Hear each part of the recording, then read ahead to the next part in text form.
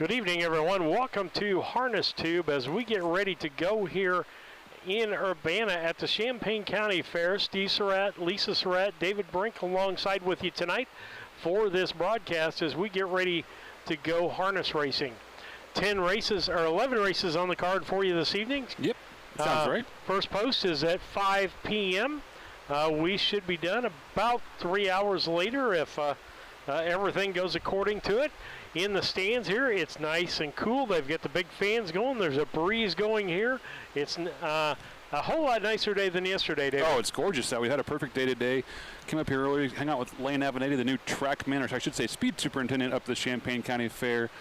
He's got big ideas and big goals for this fair. We'll see some fast miles hopefully tonight, but some good racing nonetheless. Well, that's what we're hoping for, is being able to see those, and had a good evening racing here.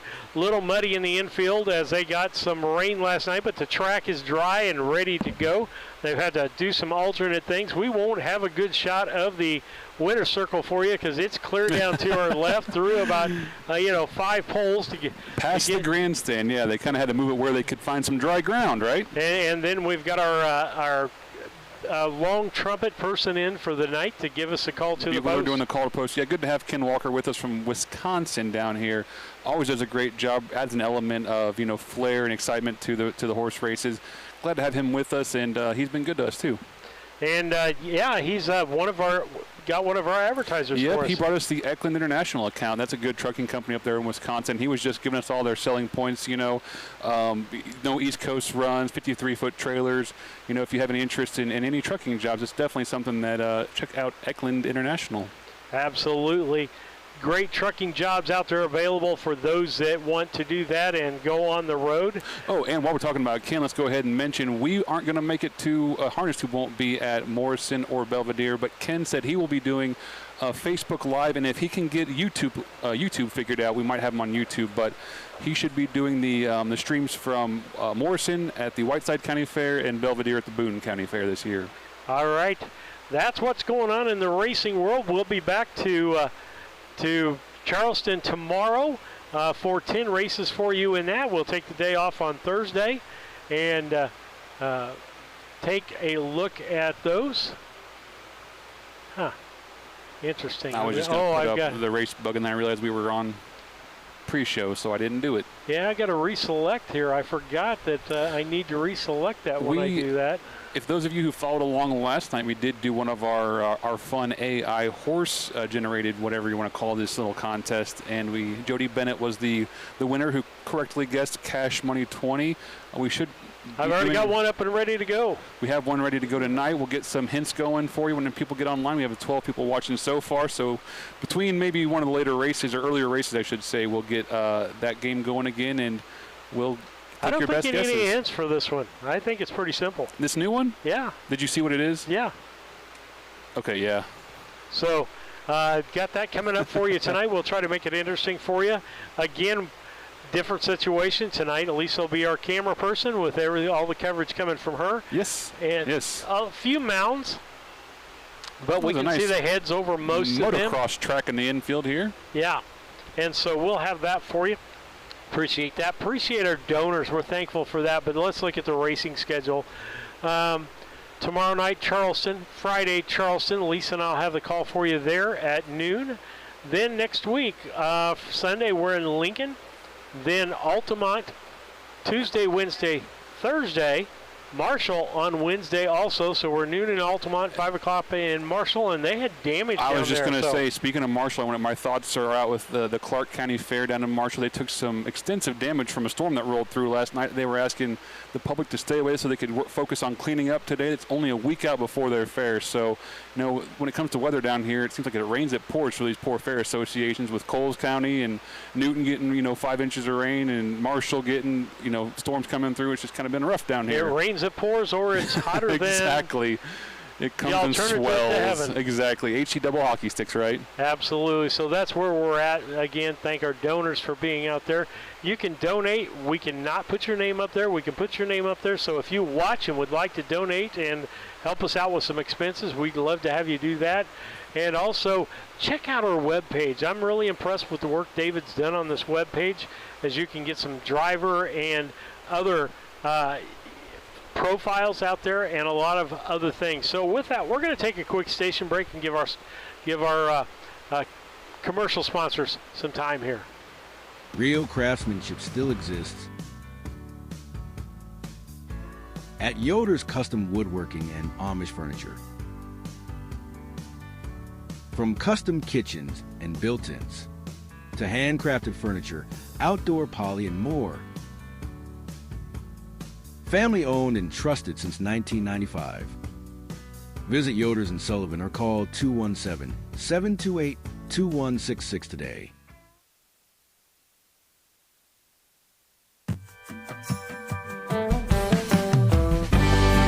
Avenatti Racing, a third-generation, family-run stable with a legacy of excellence.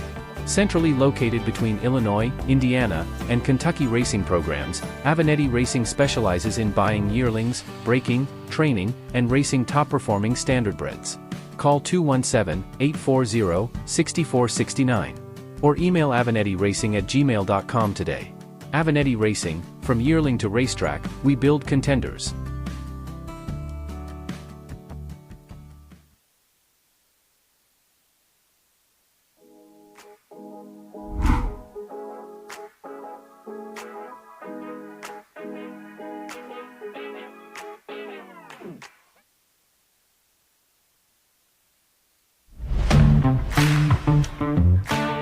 Kerr Auction is your trusted source for ag equipment, attachments, construction gear, trucks, trailers, and hard-to-find parts. With live and online auctions at kerrauction.com, you can bid from anywhere, field, job site, or front porch. From big equipment to small parts. If you need it, Kerr Auction has it. Don't miss your next deal. Check out kerrauction.com today. Kerr Auction, built for the working world. Why pay more for the same groceries? Your favorite brands at prices you'll love. Right here in Mattoon. Family owned and proud to serve our community. Proud supporters of local harness racing and the Coles County Fair. Stop in and save today. B&D Grocery in Mattoon.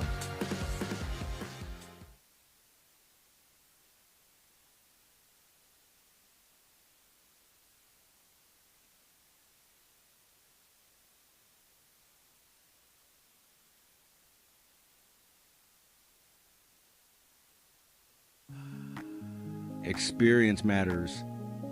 At Simmons Stable, Illinois Hall of Fame trainer Tom Simmons, along with wife Benita, has built a legacy of developing and racing championship standardbreds. From yearling to winner's circle, every horse is guided with experience, expertise, and care.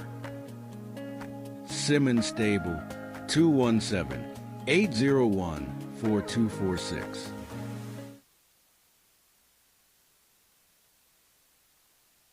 Looking to move your mobile home? Need a roll-off dumpster at a competitive rate? Or maybe it's time to demo that old mobile home. Pine Ridge Mobile Home Transport has you covered. We serve Central Illinois with reliable mobile home transport, offer affordable roll-off dumpsters for the Springfield area, and provide expert demolition services across Illinois and Missouri. For fast, friendly service, call Wayne Decker at 217-313-9744. That's 217-313-9744. Or find Pine Ridge Mobile Home Transport on Facebook, your one-stop solution for mobile home services.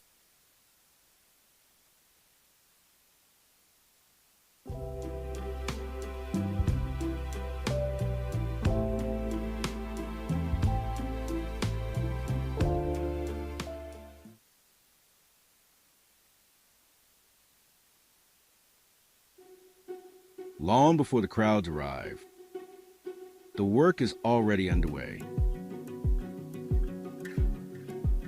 Track after track. Kevin Miller Stable campaigns winning standardbreds across the Midwest.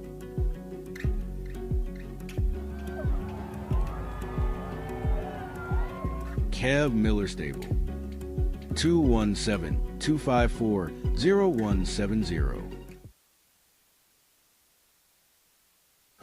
For over 40 years, horses have been our way of life. Built on experience, patience, and care. From sale preparation to rehabilitation, we are committed to helping horses reach their potential. Brenneman Equine, a tradition of horsemanship.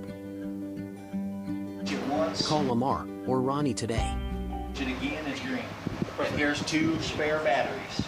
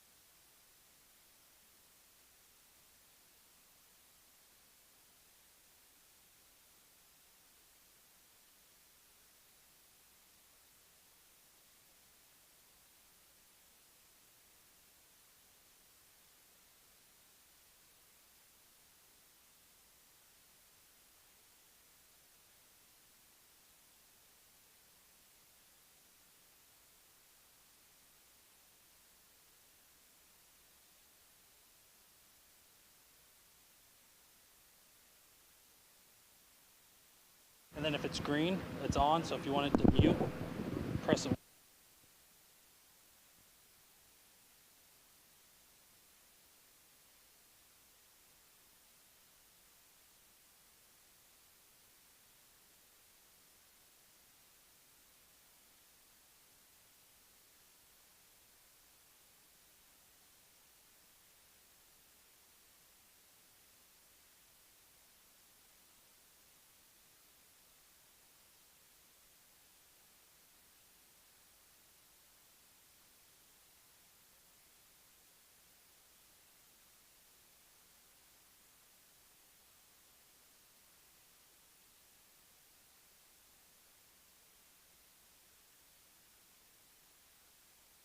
Testing.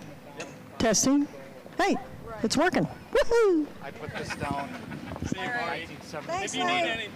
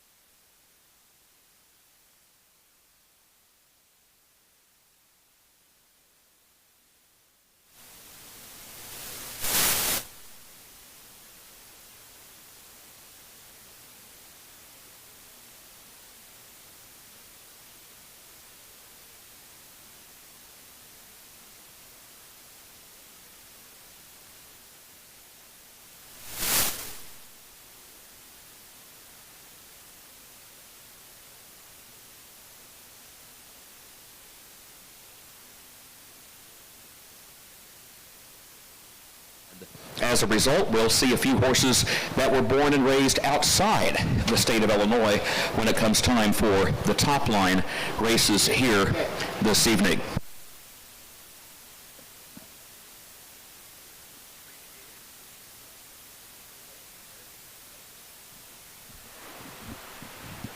All right.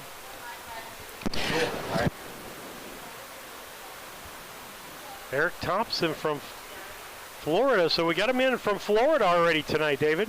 Yep. I was just trying to throw this up on the screen. Rachel's watching from, I guess, the backstretch. I didn't really see where. Yeah, she says, "Hey, Harness Tube crew," and Eric's from down in Florida. All right. Trying to get our microphone reset there as they made a switch. Oh, look, the sound guy was as confused as I was. That's how it goes sometimes. A little different than what we've done in the past. Let's go ahead and take a look at the early changes for this evening's harness racing card. The first race, the top line 2-year-old pace scratch, number 5, Leon the Lion. That's in the first race, scratch, number 5, Leon the Lion. In the second race, there is a driver change to be announced on number 1, Love of a Lifetime. That's the second race. Driver change to be announced on number 1, Love of a Lifetime. Third race has no changes at this time. Turning to the fourth. In the fourth race, driver change on the 2, Roll D Dice. That'll be Mike Cox. That's race 4, number 2, Roll D Dice. The driver, Mike Cox. No changes in race 5. In the sixth race, there is a driver change to be announced on the 4, EL Perfect Credit. That's the sixth race, driver change to be announced on number 4, EL Perfect Credit. No changes in race 7.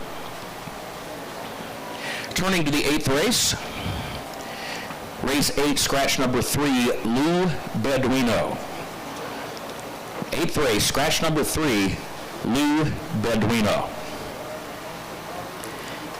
No changes to report in race 9. In the 10th race, driver change on the 1, our buddy boy Mike Cox.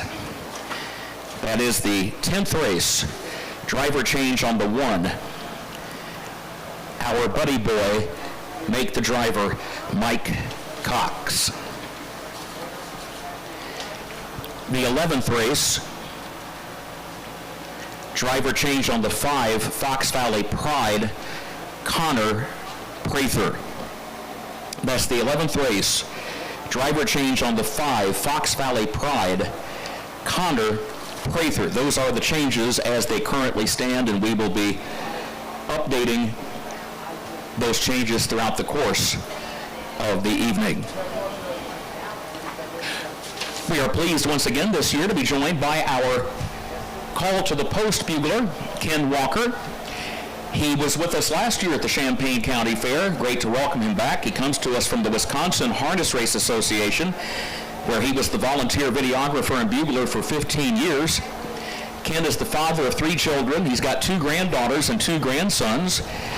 He is employed as an accountant at Eklund Trucking Company and a member of Oshkosh Area Community Band. So great to have Ken Walker back with us as our official bugler here at the Champaign County Fair. I also have spotted our royalty here in the grandstand, newly crowned Miss Champaign County. That is Caitlin Graham. And a pretty special situation because she is joined by her sister, the little miss, Jolyn Jojo Graham. So ladies, good to have you with us here tonight at the Champaign County Fair. We know you're busy as the official hostesses and ambassadors for the Champaign County Fair. The Carl ambulance is in place. That's always a good sign because we cannot go racing until the ambulance is present on the grounds. So we are good to go as far as that aspect is concerned. Also, our friends at Harness Tube are here this evening. Their broadcast center is located right smack dab in the center section of the grandstand. You can visit them online at harnesstube.com to follow the live stream of tonight's races. Broadcast will be anchored, as always, by Steve Surratt and David Brink, and the camera technician once again will be Lisa Surratt, and it's great to welcome them. They're busy this week. They covered the races at the Coles County Fair at Charleston last night. They are back to Coles County tomorrow evening. They get a brief day off on Thursday, and then they'll be back at Coles County on Friday afternoon. And it's great to have Harness Tube with us here this evening at the Champaign County Fair. Our pre-race ceremonies will be coming up in just a moment. Why listening to that?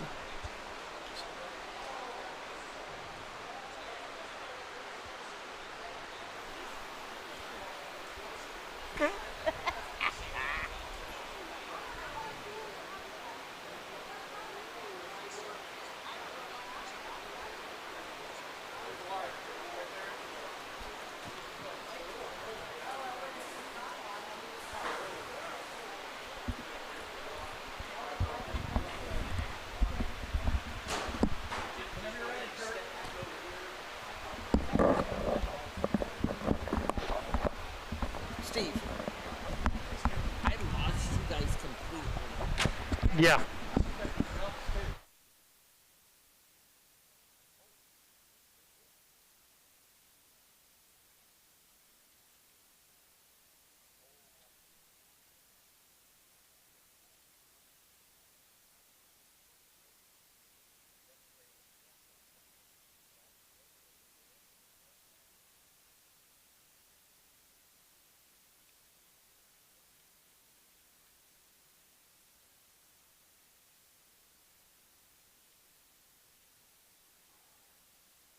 Back with you on Harness Tube as we get ready for harness racing tonight. Steve Surratt, Lisa Surratt, and David Brink with you. Kurt Becker will be our track announcer. Randy Callahan is the judge. The finish line photo person is Brady Schrock. And he's not picking tonight, is he? No, Harrison's picking tonight. Oh, so. Harrison's picking tonight, okay. Well, and so last night Brady just took it to everybody last night. Well, the word on the street is that Brady's either super hot or super cold, so we're going to chalk that up to him being hot last night and hope Attention next at time. the Barnes Horseman, you may come to the track with the first race, the top line 2-year-old pace. A reminder, scratch number 5, Leon the Lion. Come to the track, please. Race 1, C Saskatchewan, Bullet Station, You Light Up, Red Eye Boss. Those 4 scheduled to answer the starter's call in the first race. There will be some special giveaways in the grandstand this evening. The Sulky Sisters promoting harness racing, one hoofbeat at a time. They have an ad just inside the front cover of the track program. They have a number of gift bags they'll be holding drawings for here this evening, and we appreciate their continued promotion of this great sport of harness racing. First race, we start right off with the Top Line Series, and again, that is open to the world. The Champaign County Fair has been a member of the Illinois Top Line Circuit for many, many years. It is a circuit that actually predates the formation of the Illinois bred program in 1949. So this is a circuit that goes all the way back to the Depression era of the 1930s. Folks would buy horses. They needed a circuit to race them on. That predated a lot of the pari-mutuel racetracks which came to be here in Illinois. So a group of individuals, racing enthusiasts, formed the Illinois Top Line Circuit so that racing enthusiasts who lived in Illinois in that era would have a full summertime circuit on which to race their horses.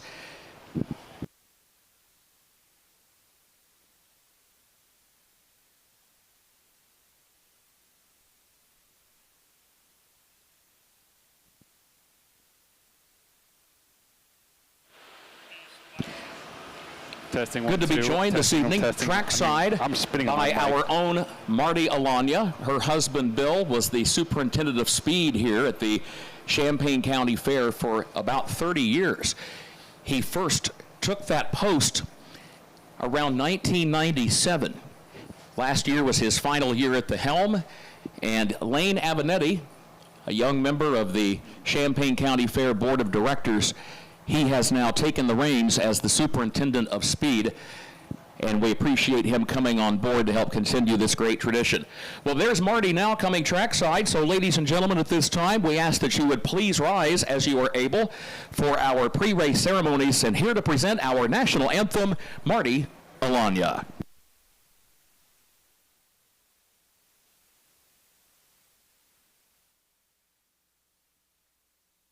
Okay. Oh, we're on. Okay.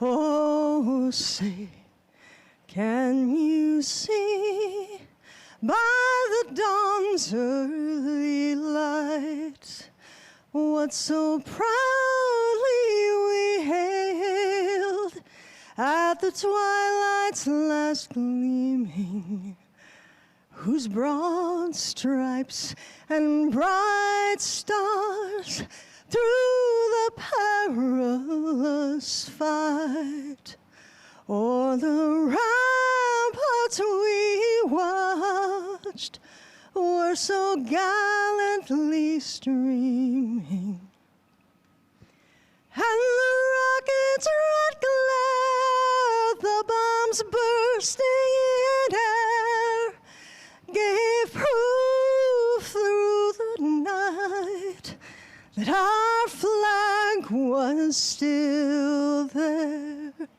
Oh, say does that star-spangled banner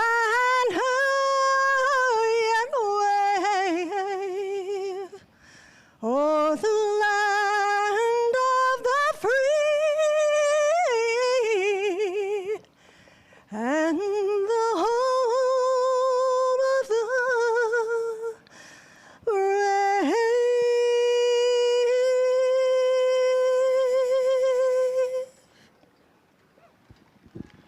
Marty Alanya with our national anthem, positioned on the infield just west of the start-finish line. And Marty, we thank you as always, and thanks for all that you do for racing here at the Champaign County Fair. Again, horsemen, you may continue to come to the track with the first race. Opening race, we told you the top line is open to the world, so let's give you the background on where each of these horses were born and raised. Number 1, C. Saskatchewan, is Virginia sired. Number 1, C. Saskatchewan, is Virginia sired. The 2, Bullet Station, is a Pennsylvania bred. Again, number 2, a Pennsylvania bred. Number 3, You Light Up, that filly is Ontario sired. So if you have any friends or family in Canada, number 3 is your horse, that filly, an Ontario sired 2-year-old. And number 4, Red Eye Boss, Mississippi sired. And again, the 5, Leon the Lion, is scratched.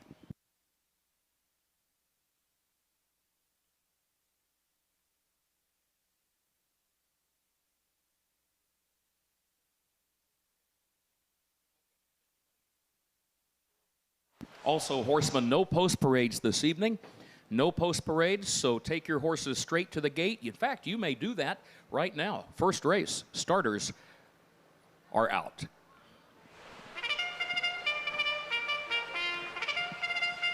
Probably got a post parade coming. Kurt doesn't. Race 1, the Bob and Marty Williams Memorial for a purse of $2,000. It is the Illinois Top Line 2-year-old Pace. Not an Illinois bred among them. How about that? Number 1 is C. Saskatchewan, owned, trained, and driven by Jacob Radel of Edgewood. Number 2, Bullet Station, owned by Wyatt Avenatti of Crispin, trained by David Avenatti, the driver.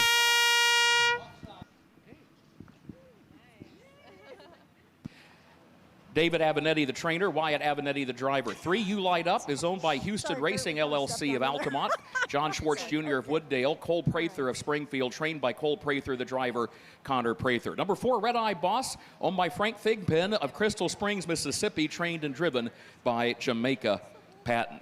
Field getting ready to head to the gate. You just heard from Ken Walker down track side, as again he joins us this evening as our official call to the post bugler here at the Champaign County Fair. Getting set to go racing. Great to have you with us on a Tuesday evening. We move into the heart of the Illinois County Fair Racing Tour. It started yesterday evening at the Coles County Fair in Charleston. This is the early part of a stretch where there will be racing for 15 out of 16 days, covering 9 fairs from north to south and east to west across the great state of Illinois. This is the busiest time of fair season, and you throw on top of that, many of these horsemen are prepping their stables for the upcoming Illinois State Fair at Springfield, where racing gets underway on Thursday, August 13. So A lot happening, a lot of activity, and a lot on the minds of these men and women in the harness racing industry. As right now, horses are gathered up on the backstretch. Track conditioning wrapping up. You've got the water wagon just off the first turn, and you've got the spike-toothed harrow being pulled behind the pickup truck. As soon as the track conditioning's wrapped up, and by the way, big thank you to our track crew, we'll be set to go with the first race. Okay, David, see if we can get a moment to here to talk about everybody's pick. I'd like for the Queen and the Little Miss to be able to introduce. Okay, I've got that turned down. Okay, so I got that turned down right now. So, David, it looks like I'm the only one that picked the 3 horse. Well, we all race. had the 5 picked, and so with that moved around, I just shuffled everyone's pick up as if that horse wasn't in the race and asked for the next up horse. So it's not the true picks, but it's kind of what we got to go with. Yep, absolutely. As we get ready for harness racing here tonight, and we try to get the logistics all worked out, when we can talk and when we can't talk here, as we're getting ready, the track conditioner is still on the track. Part of it is coming off, and the water tractor is still going. I wonder where he fills up at. I don't know. I'm wondering if he takes this other road when he gets around here, or he's unaware that we're ready to start here. I just saw Lane running across the infield, so he's trying to holler. I thought Lane was in the truck, though. I'm not sure. Lane's going to get his steps in plus. All right, well, we'll go back to Kurt Becker. They were both Champaign High School graduates. They were married just over 50 years, made their home in Tolono. Marty was a computer programmer and active with the Illinois Barrel Racing Association. Bob was a Fair Board member, a horseman in his own right, and a brick mason as well. The Bob and Marty Williams Memorial to get us started here at the Champaign County Fair. Good to have you with us for this 11 race card.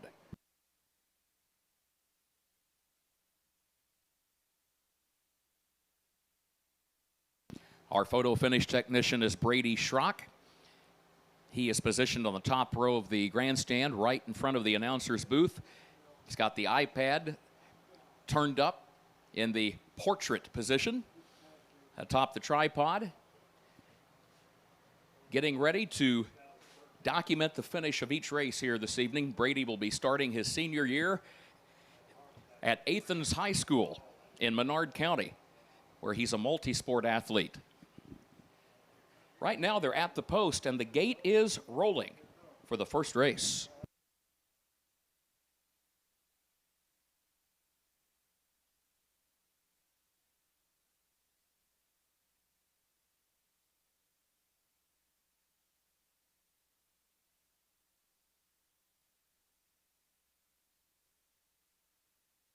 Field at the top of the stretch.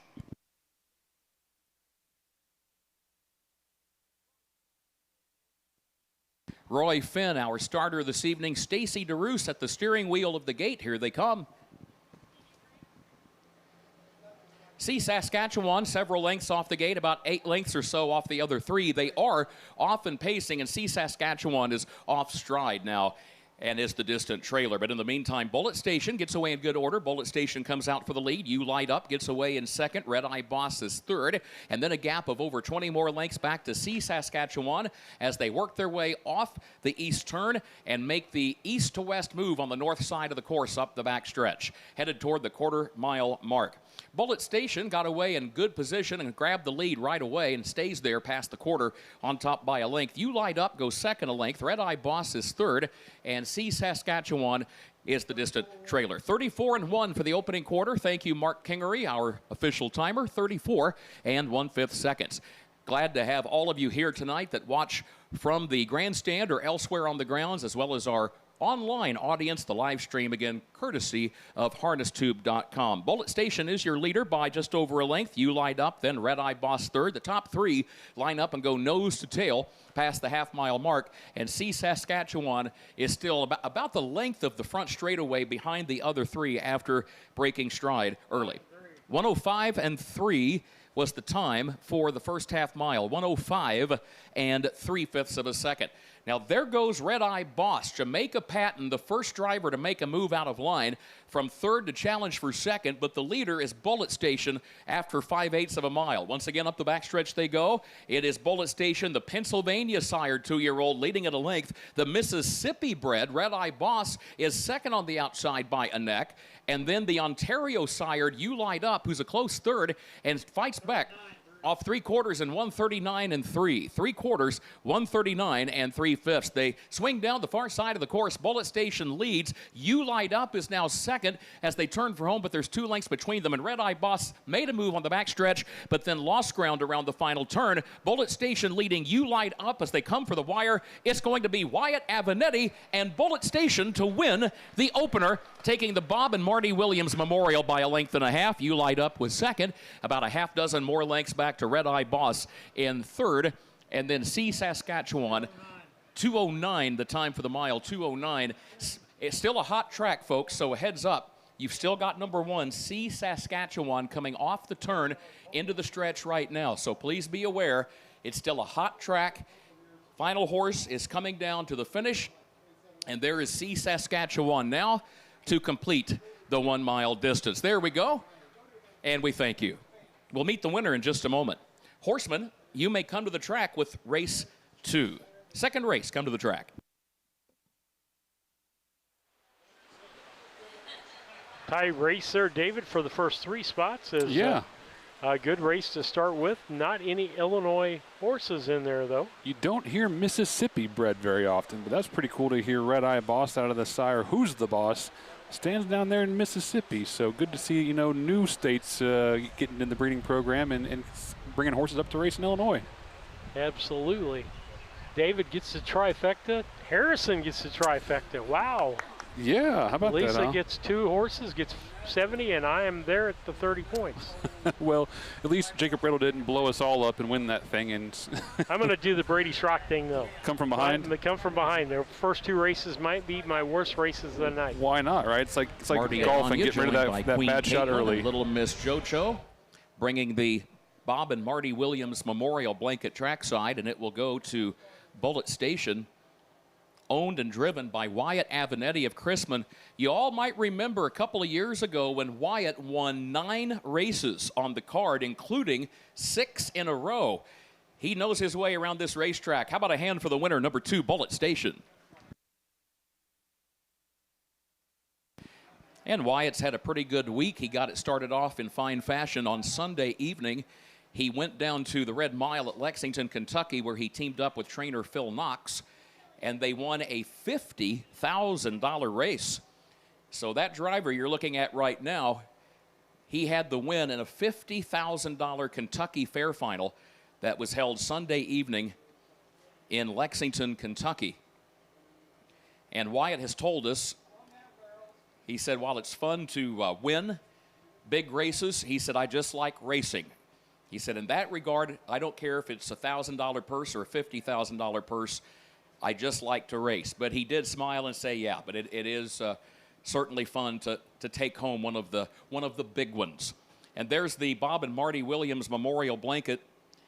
And there is trainer David Avenatti trackside. Congratulations to the Avenatti family, joined by our royalty and Marty Alanya. Well done.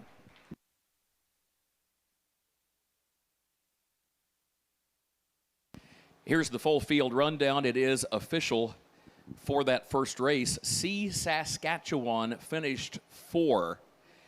Bullet Station, the winner. You Light Up finished 2.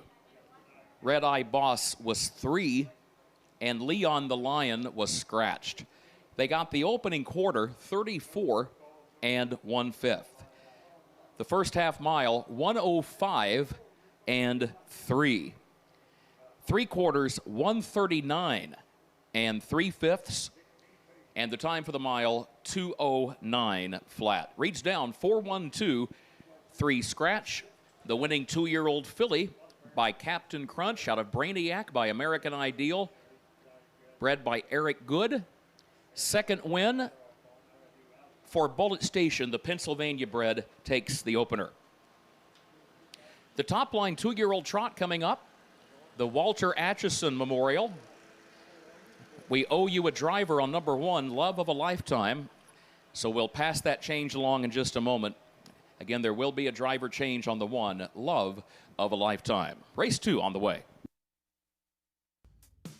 Real craftsmanship still exists at Yoder's Custom Woodworking and Amish Furniture. From custom kitchens and built-ins to handcrafted furniture, outdoor poly, and more. Family owned and trusted since 1995. Visit Yoder's in Sullivan or call 217-728-2166 today.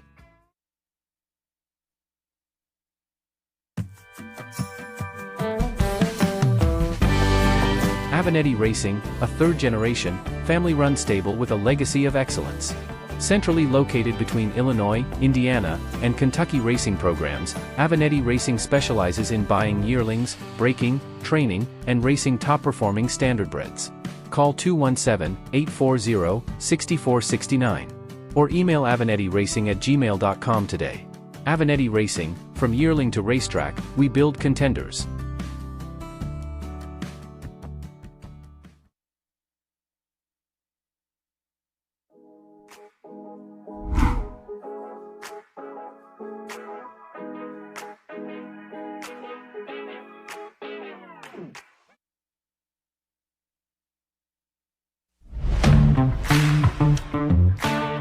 Kerr Auction is your trusted source for ag equipment, attachments, construction gear, trucks, trailers, and hard-to-find parts. With live and online auctions at kerrauction.com, you can bid from anywhere, field, job site, or front porch. From big equipment to small parts. If you need it, Kerr Auction has it. Don't miss your next deal. Check out kerrauction.com today. Kerr Auction, built for the working world. Why pay more for the same groceries? Your favorite brands at prices you'll love. Right here in Mattoon. Family owned and proud to serve our community. Proud supporters of local harness racing and the Coles County Fair. Stop in and save today. B&D Grocery in Mattoon.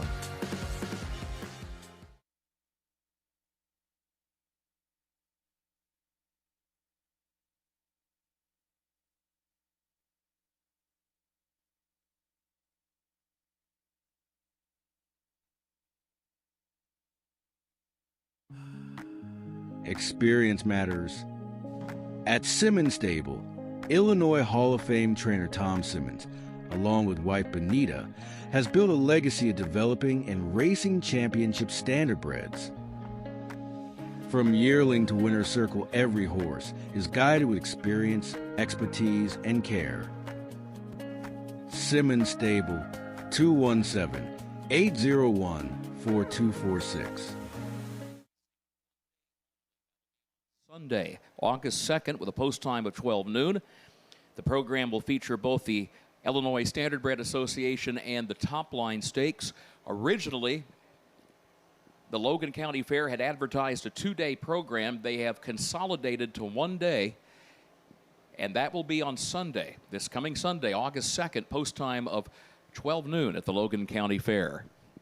Great racetrack there, a track which saw a world record performance back in the 1940s and the post-World War II era, when a horse named Austin Hanover blazed around the track in a time of 2:02, which was a world record at that time for an older stallion.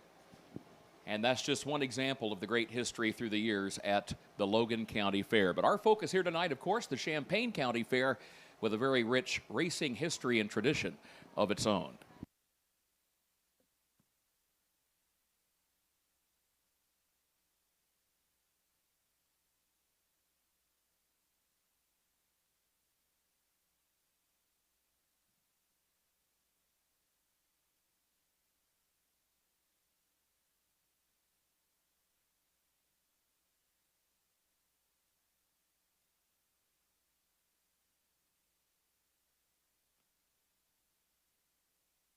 Well, David, I guess we can pull it up here and talk for a few minutes till Kurt Becker comes back in. But as we get ready for this next race Do you want to By the way, the driver of number 1, Love of a Lifetime, Wyatt Avenatti.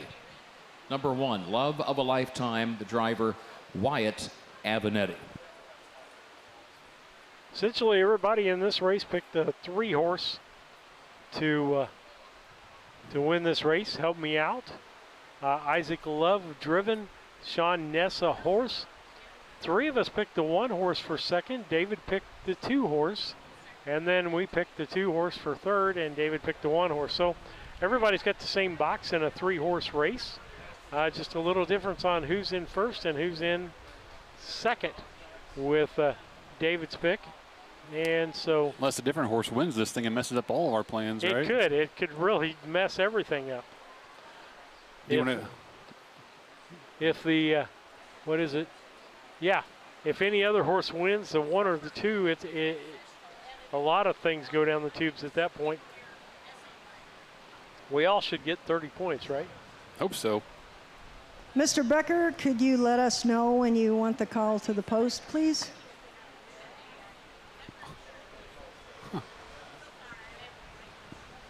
How are they going to do that? Text down there?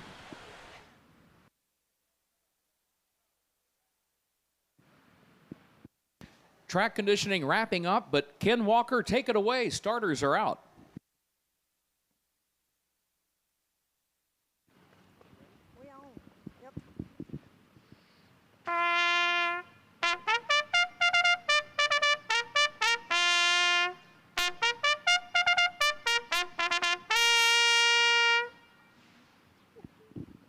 There's the call to the post. Thank you, Ken. Great to have you back with us from your home in Wisconsin. Good to have you join us here on the Illinois Fair Circuit once again.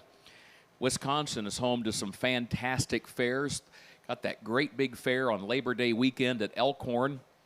Was disappointed to learn that a few years ago they discontinued the harness racing program there, but still a fantastic fair, one of many across the great state of Wisconsin. Race 2, this is the Walter Atchison Memorial, the top line 2-year-old trot.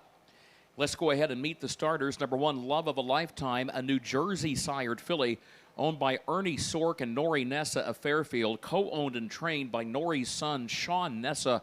Contrary to the program, the driver, Wyatt Avenatti. Number 2, the Indiana sired Slay All Day, owned by Craig, Leo, and Kurt Grummel of Carrollton, trained and driven by Kurt Grummel. And number 3, another Indiana bred, that is Help Me Out, owned by Sean Nessa, Ernie Sork, and Nori Nessa, trained by Sean Nessa, with Isaac Love, the driver. Field of 3 freshman trotters in the top line stakes getting set to go.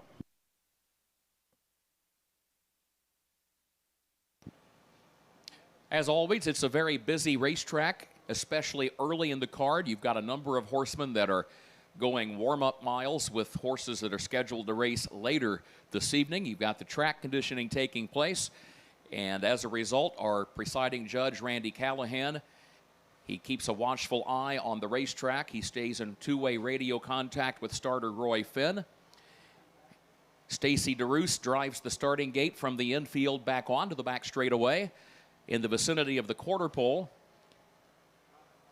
And as soon as the last warm-up is complete, we'll be ready to go. So Roy, no doubt, will call for the field here in just a moment.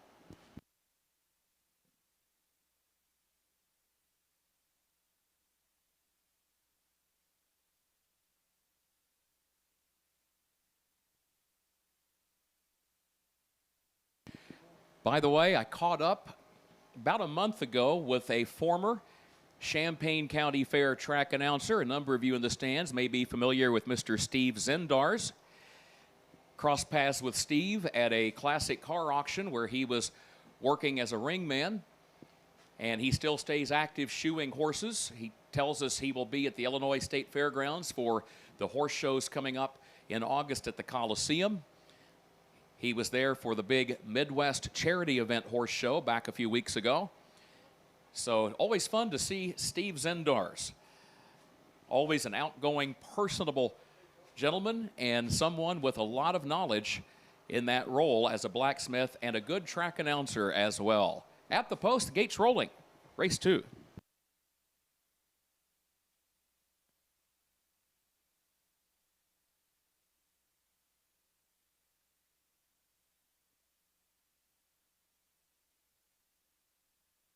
Top of the stretch, here they come for the second race, the Walter Atchison Memorial.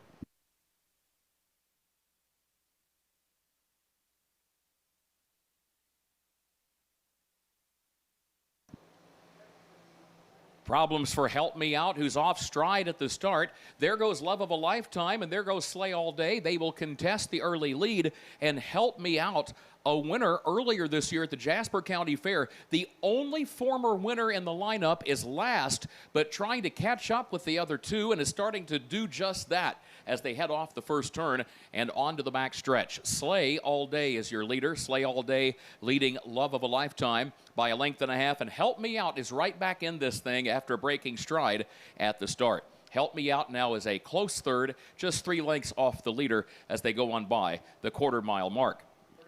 34 seconds the time for the quarter. 34 seconds flat. Slay All Day is the leader. Slay All Day leads it for Kurt Grummel out of Carrollton by 2 lengths. And then Love of a Lifetime goes second for Wyatt Avenatti, who won our first race tonight. And then Help Me Out is third for Ike Love as they come off that west end of the course and head toward the half-mile mark. No one steps out of line. Slay All Day is the leader. Slay All Day is on top and guides the field past the half-mile mark and heads back toward the east end of the course. Leads it by 2 lengths. Love of a Lifetime second. 107 for the first half mile. 107. And Help Me Out, still there but third. That filly is the favorite based on the fact she's the only former winner. And there she goes. Help Me Out starts moving. I should say he. Gelding, Help Me Out, goes from third to second to the lead. Help Me Out up to take the lead up the back stretch. Love of a Lifetime is getting going. In the meantime, Slay All Day, who had been setting the pace, is now third as they head past the 3/4 mile mark. Help Me Out, the leader. 1:39.1, the time at the 3/4, 1:39.1. So Help Me Out, who broke stride at the start, was last heading into the first turn the first time around the track, has the lead by 2 lengths. Love of a Lifetime is taking toward the outside to take aim on the leader, but is running out of time. Here comes Love of a Lifetime, though, chasing Help Me Out. Love of a Lifetime making a race of it. The wire's coming. This will be close, and it is Love of a Lifetime up to win it. Love of a Lifetime rallied down the stretch and got up on the wire by a neck over Help Me Out, and then Slay All Day finished third. So Wyatt Avenatti, he has gone back-to-back to start the card. 2:10 flat, the time for the mile, 2:10 flat.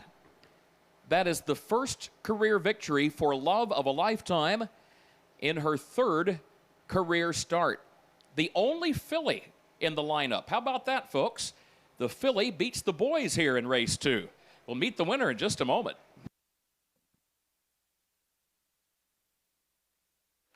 Good finish to that race as we finished race 2 there. All 4 of us missed that one because of that finish there, David. Yeah, big surprise. How about that, huh? And so, Horseman, you may come to the track with the third race. Third race, come to the track, please. So they've got Walter Atchison was a World War I veteran. He was a president of Summers Bar Incorporated, past president of Midwest Ready Mix Concrete Association as well. And we remember Walter H. Atchison with this second race memorial blanket, which is now being brought trackside. And we'll have the presentation in just a moment. Again, a lot of activity on the racetrack, even between races, almost as much between races as we have during the race, because between races you've got the spike-toothed harrow, you've got the water wagon for the track conditioning, you've got horses warming up for later races. So again, heads up, please use caution at all times. Well, we told you Wyatt Avenatti knows his way around this track. He had that big night here a couple of years ago when he won 9 races, and he's off to a good start tonight. He goes back-to-back to open the card. How about a hand for Wyatt with Love of a Lifetime?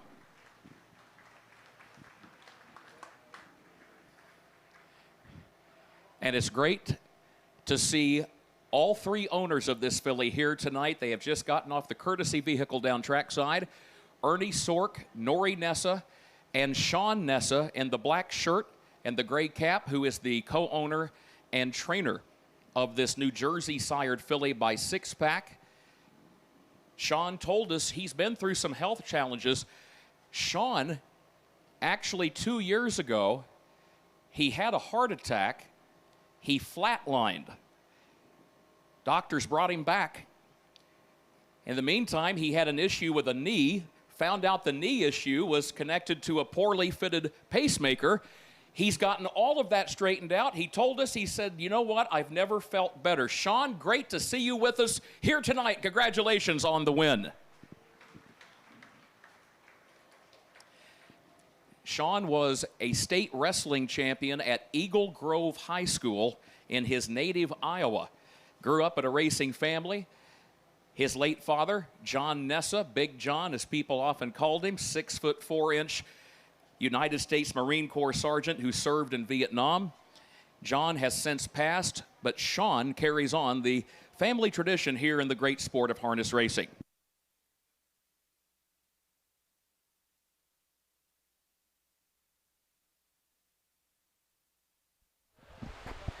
All right, David, we got a quick question here. Do you have to make a stakes payment? And here's the full field rundown we'll for that that. second race from the top. Love of a Lifetime was the winner. Slay All Day finished 3, and Help Me Out, the runner-up. 34 at the quarter, 107 at the half, 3/4 in 139 and 1, and the time for the mile in 2:10 flat. Reads down 1-3-2. Third race is on the way. We're going to change gears because now we go to the Illinois Standardbred Association. And a reminder, the ISA races are restricted to Illinois conceived and foaled horses. There are no changes in this third event. Number 1, Fox Valley Coco, trains right here at the Champaign County Fairgrounds. This is a big moment for this filly because her connections gave $19,000 for her at auction Labor Day weekend last year. She trains here, and now comes the unveiling. First career start for Fox Valley Coco. We talked to trainer and co-owner Kevin Miller before the races over on the backstretch tonight, and as Kevin said, the main concern is just get around the track safely. That's always the number one priority. And then from there, hope that this filly learns. It's one of her first lessons, in fact, her very first lesson on learning about racing and what it's all about. Third race coming up, by the way, thanks to Kevin and Lindora Miller. As always, they were very generous to pony up some cash for about 20 pizzas that were delivered here to the fairgrounds a little after 4 p.m., and I know the horsemen appreciate that. Coolers iced down with bottled water and soda pop and so on. So Kevin and Lindora, you're great hosts, and we appreciate that. David Brink, did you and Steve and Lisa get to take part? Okay, so we want to make sure because we know you were well taken care of at the White County Fair at Carmi. Yes, absolutely.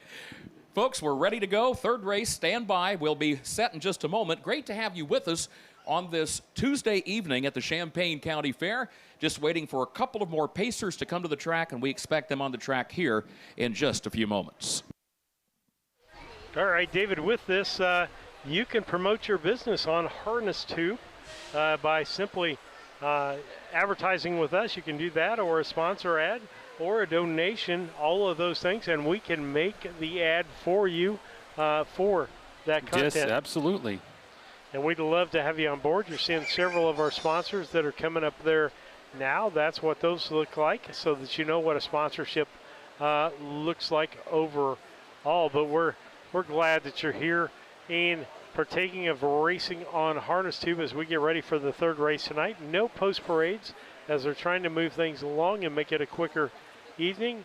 Lighting at a lot of these tracks, David, is little or non-existent, I guess. Yeah. Yep. They have lights here, but it's never enough lights no matter what happens. But maybe next race we'll try to get the AI horse or something up. in the spot. Well, We've probably worked through it already too much now. I've seen horses enter the track, but just kind of thinking when we get to that spot after results are final and before they're out. We can absolutely do that.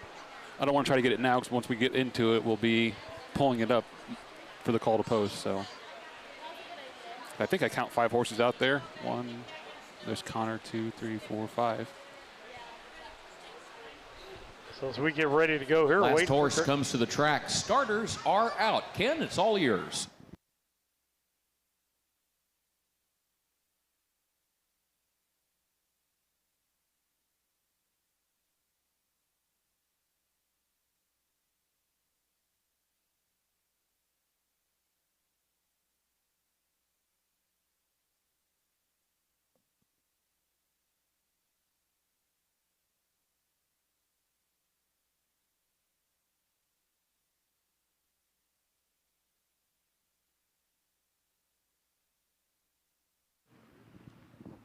Okie dokie.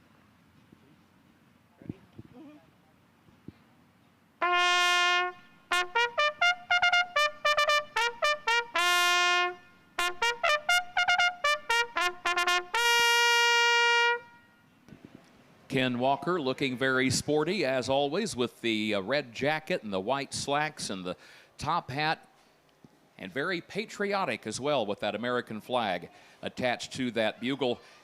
Right now, they're at the post. We're ready to go. Coble Family Memorial, the 2-year-old filly Pace. Number 1, Fox Valley Coco. Wyatt Avenatti in the bike. 2, D Should Do with Matt Avenatti driving. 3, Miss Caddy Cat and Freddie Patton Jr. 4, Fox Valley Rouge and Mike Cox. And 5, Debarou and Connor Prather. Number 2, D Should Do, has won 6 of her 7 starts. She's a half length from being unbeaten. How will she handle the first-time starter, the $19,000 horse, number 1? Here they come. Off and pacing, D Should Do is first away, goes right out for the early lead. Fox Valley Coco is away in second. The Avenatti brothers go 1-2 as they head down into the first turn. It'll be D Should Do, that 6-time winner, showing the way early. Oh, Fox Valley Coco's off stride. And, of course, that will happen from time to time, especially with a first-time starter. The good news, though, she got right back on gate. She's right back on the pace. She lost a couple of lengths, then got back on the pace, and now secures the second position once again as they head toward the quarter-mile mark. Debarou is racing in third position. Miss Caddy Cat is in fourth, and Fox Valley Rouge is last of the 5, but it is D Should Do, your leader. 35 seconds for the opening quarter. 35 seconds, a leisurely pace for these 2-year-old pacing fillies, and it is D Should Do who is the only former winner in the lineup, and she has the lead for Matt Avenatti. Leads it by a length and a half. Fox Valley Coco goes second. Debarou travels along right toward the center of the pack in the third position. Here comes Fox Valley Rouge moving up to the outside of Miss Caddy Cat. She goes by her, and she keeps moving forward as they head on down past the half-mile mark and head back once again to the east side of the course. 1:10 for the first half. 1 minute, 10 seconds flat. So we expect the tempo to quicken considerably from here. And D Should Do will probably be tough to beat, folks. She got a first half in 1:10. She's a 6-time winner. Now she's opening up by a couple of lengths up the back stretch. Fox Valley Coco, though, is staying with her. Problems for Fox Valley Rouge, who had made it to third but broke stride. Here comes Debarou from the outside. And again, it's going to be tough for those horses behind the leader to catch her because she set a controlled tempo for the first half mile. She's on the final turn. 1:42.3 the time at the 3/4. 1:42.3. It is D Should Do who's opening up to a 4-length lead as they come off the final turn. Fox Valley Coco is in a tussle for that second spot, but coming through the stretch and to the wire, it is D Should Do, win number 7, as Matt Avenatti takes the victory here. Won up by 3 lengths. Give credit to the first-time starter, Fox Valley Coco. Despite that early break, she came back, she learned how to race, she learned how to fight, and she fought it all the way down the stretch to get second position on the wire. It was Debarou who was then home third, Miss Caddy Cat fourth, and Fox Valley Rouge fifth. 2:12 and 1, the time for the mile. 2:12 and 1/5 of a second. Your winner, number 2, D Should Do. We'll meet the winner in a moment. Horseman, you may come to the track with the 4th race.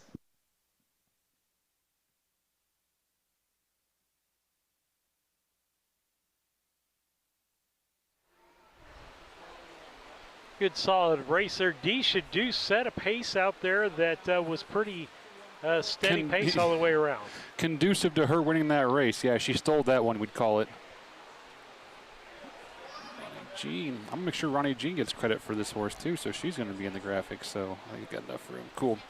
Well, congratulations to the connections. This one is I'll tell you what, this is an interesting story. This is this horse is owned and trained by driver Matt Avenatti and his wife, Kelly Jo.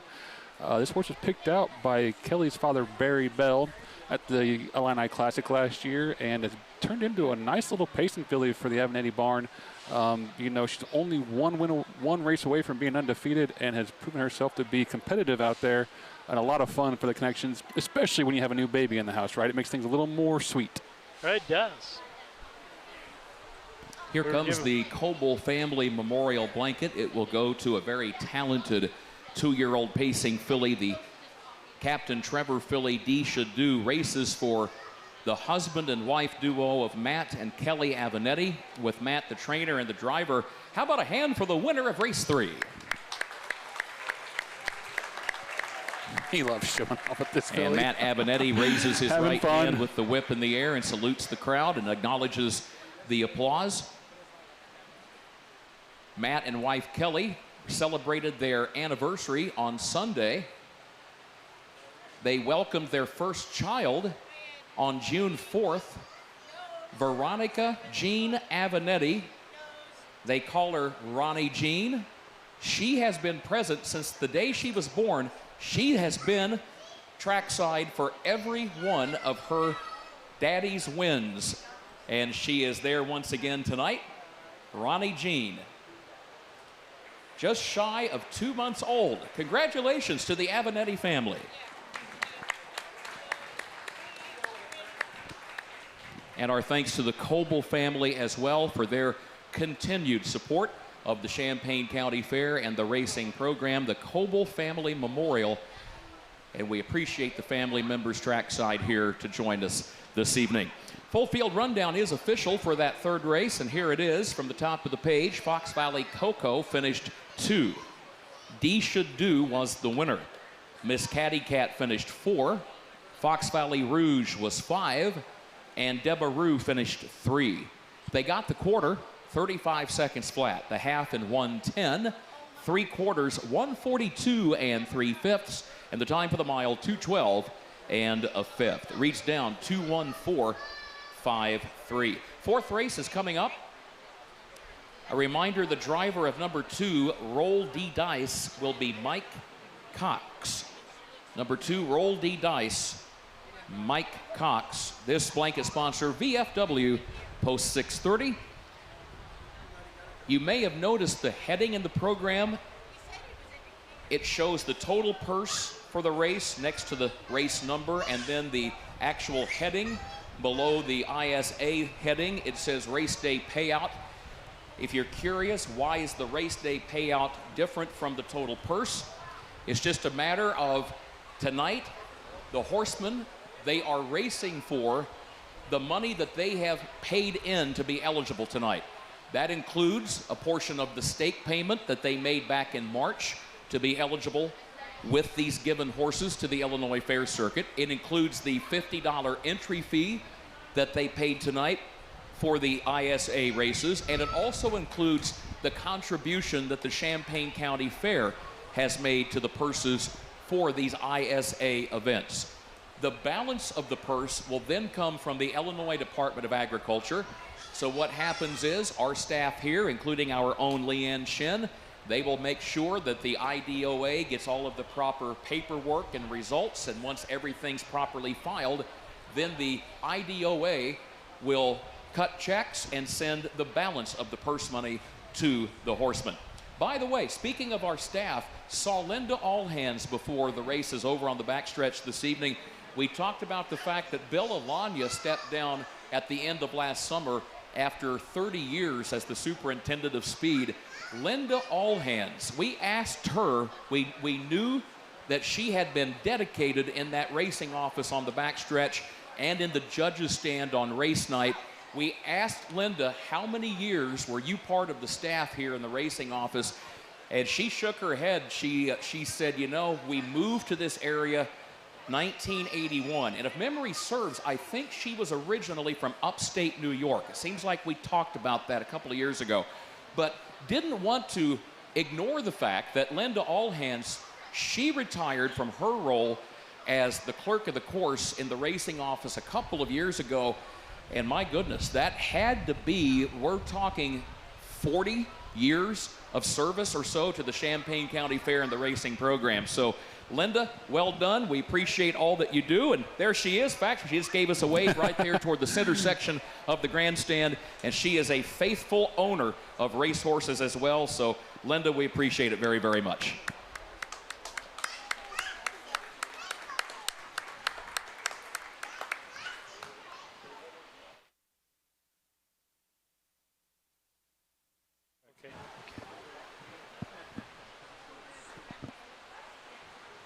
All right, David, I've got it up there. Let's do it. We have our AI horse name on the screen. Drop your best guess in the chat. Hint number 1, this horse was foaled in 1990. 1990, looking for a horse name represented by this image. If you have a best guess, drop it in the chat. If you have a text or email, I'll try to watch them, but I'm not doing the greatest on getting those in a timely fashion, but I'll keep my phone next to me just in case. Let's see if we can, nothing in yet. I'll throw up, this one should give it away, I would think. I did. Hint number 2, this horse's name is also a Carrollton restaurant.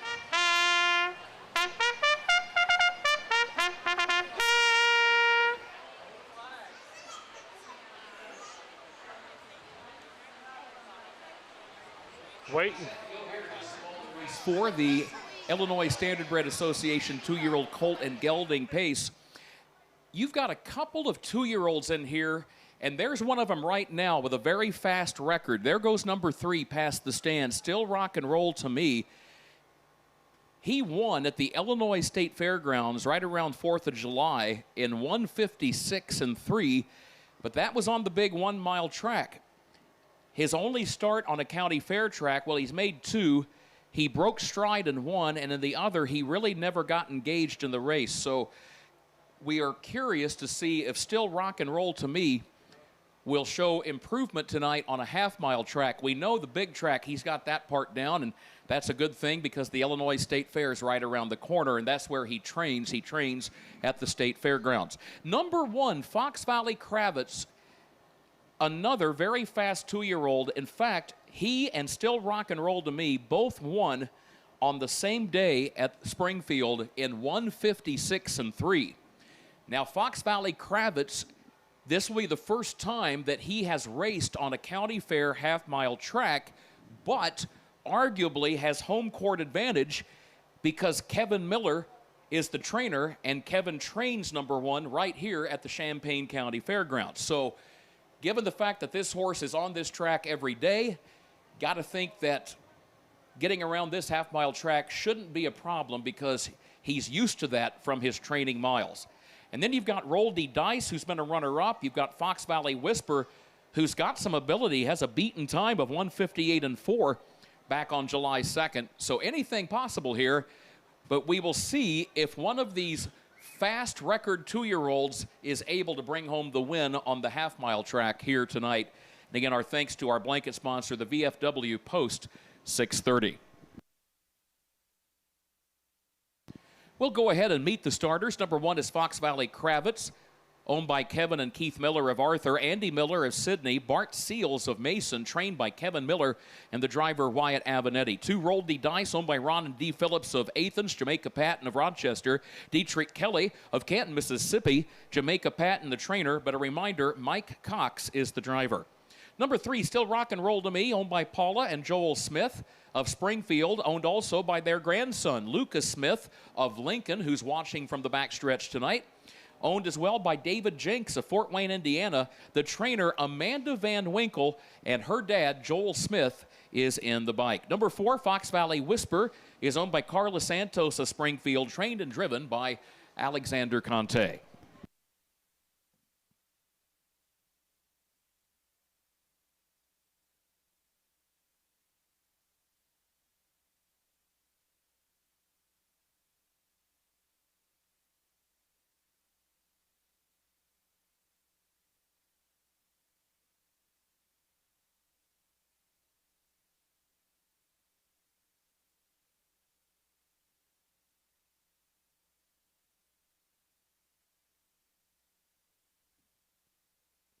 They are at the post. Gates rolling. Race 4.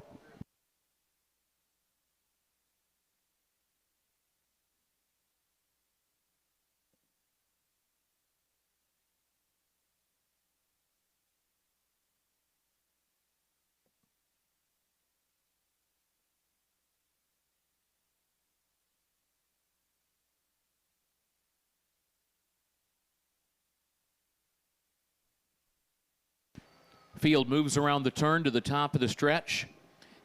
These 4 two-year-olds moving into position behind the starting gate. Here they come.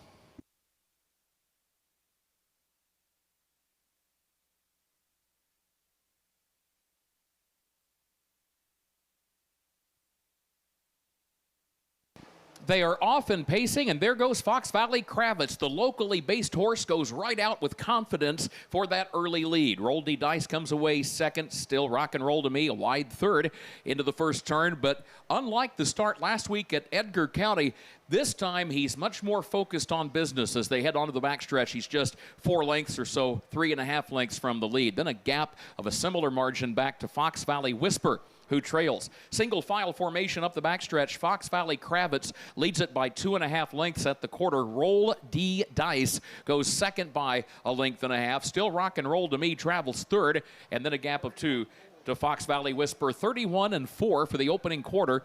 31-4 fifth seconds. So Fox Valley Kravitz is threatening to check out on this field already. The lead has grown to 5 lengths after 3/8 of a mile. So Fox Valley Kravitz, he says, you know, I know this racetrack and I feel pretty good on this racetrack. But now they're starting to catch up. Roll D Dice has closed the gap to just over 2 lengths. There goes Still Rock and Roll to Me. Joel Smith moves to the outside from third. 102-4 for the first half mile. 102-4. And further back, Fox Valley Whisper trails in fourth, 5 lengths off the lead. Side-by-side battle for second. That's all well and good. But while they're doing that, Fox Valley Kravitz still has the lead. Fox Valley Kravitz by 2 lengths headed up the backstretch. Roll D Dice and a tussle with Still Rock and Roll to Me for that second spot. Now they're starting to bear down behind the leader. This is still wide open, folks. A quarter mile to go. A gap of 3 more lengths back to Fox Valley Whisper. 134, the time at the 3/4, 134.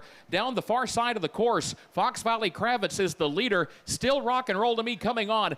These are the 2 that we talked about that took those fast records on July 2nd at Springfield. They are 1-2 off the turn. Fox Valley Kravitz, Still Rock and Roll to Me. They're going at it all the way down the home stretch, and the locally based horse, Fox Valley Kravitz, wins it by 1.5 lengths. Still Rock and Roll to Me was second. Nearly 3 more lengths back to Roll D Dice, who was third, 1.5 lengths in front of Fox Valley Whisper fourth. 2:04, the time for the mile, 2:04 flat. The winning connections already making their way down trackside, and rightly so. The VFW Post 630 blanket will go to Fox Valley Kravitz. Wyatt Avenatti, 3 wins already on the night. We'll recap it in a moment. Horseman, you may come to the track with race 5.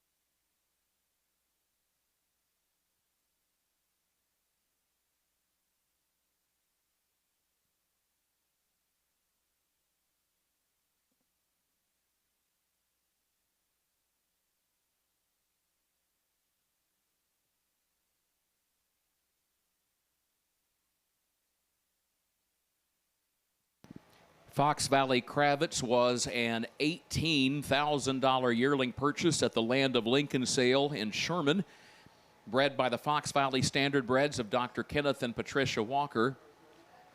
The ownership group, Kevin and Keith Miller of Arthur, Andy Miller of Sydney, Bart Seals of Mason down near Effingham.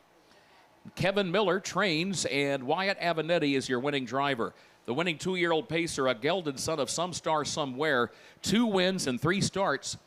And we talked about it as they went to the gate that even though this horse had never raced on a half-mile track, He trains on this racetrack, and he showed that he had no issues negotiating the tighter turns and race conditions, and he comes home a winner. Good-looking colt, and rightly so, for $18,000, and that has proved to be an astute purchase. How about a hand for your winner, Fox Valley Kravitz?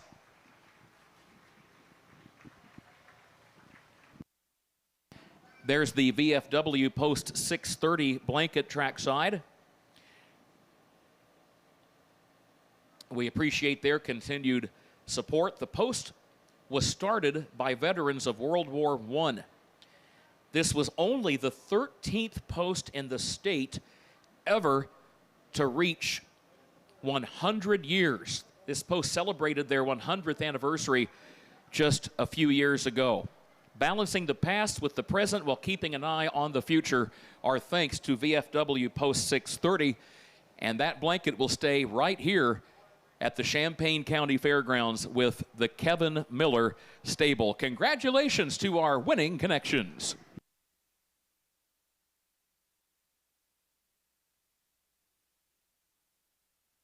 And there goes the trainer, Kevin Miller. He's hard at work. There he is going by the grandstand. And when you're the trainer and you've got several horses that you're racing, you don't always have time to go to the winner's circle. But you know what? It's fun when you can at least go by and wave and say hi to the owners. And you know, if the owners are in the winner's circle, they're happy. So that way, Kevin, that kind of puts his mind at ease as he goes back around the track warming up a horse for a later race. Here's the full field rundown. It is official for the fourth race. Fox Valley Kravitz, the winner. Roll D Dice was third. Still Rock and Roll to Me was the runner-up. And Fox Valley Whisper finished 4.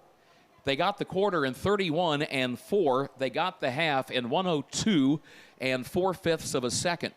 They got 3/4 in 134 flat. And the time for the mile was 2:04 flat. Reads down 1:3.24. Moving on to race 5, the VFW Auxiliary Post 630, the blanket sponsor. The ISA 2-year-old filly trot for a purse of just over $2,400. You've got no changes. And in this upcoming race, 2 of the 3 fillies are former winners. That includes Fox Valley Brit, who comes off an impressive win by nearly 10 lengths last Tuesday night, 1 week ago tonight, at the White County Fair in Carmi. Fifth race on the way. Who's our guy jumping, David? Okay. What? Yep. You missed it. There was one of the, I would assume maybe trainer or something over on the other side, bouncing out on one leg like he'd been stepped on or something. There he is, hobbling now. Probably did. Probably got stepped on. Where at? In the barn, like where? Where should I look is what I'm asking. We've got it on screen, Lisa, as we get the mics I only back see the up. door on the screen. I don't see. Oh. Yeah, it was probably 10 seconds back, 15 seconds back at the screen I'm in. Okay. Did not see anything. Nope. As we take a look at things here. David, you got notified when I pushed the live button, didn't you? That we went on the air. Didn't you get a notification? No, I thought I heard your phone ring whenever. Okay. When you press go live, I was watching YouTube to see when YouTube actually picked up the feed, and when it did, as soon as it did, your phone dinged at the exact same time. So yeah, it did, because I got a notification that we were on the air, and you can do that by subscribing to our YouTube channel and then going into the notifications. Ask for the notifications. It will send you a notice when we go on the air, so you can just literally touch the link you're notified. Whoever is in charge of the Absolutely. social media department at the Champaign County Fair does a terrific job. We mention this because you can catch all the latest developments at the fair on their Facebook page. Just go to facebook.com and enter Champaign County Fair Urbana IL. Did you see where there was a post yesterday that said, if you could name a racehorse, what would you name it? Now, Jessica Durbin, did you win that contest? Yeah, she's nodding, yeah. Got a free box for the races here in the grandstand tonight. Jessica course, that is Linda Allhand's daughter. Jessica submitted the name C-U. C-U. See you in the winner's circle. Call her Winnie for short. The CU would be an acronym for Champaign Urbana. Very creative, which was the point of the exercise. So, Jessica, congratulations. Good job.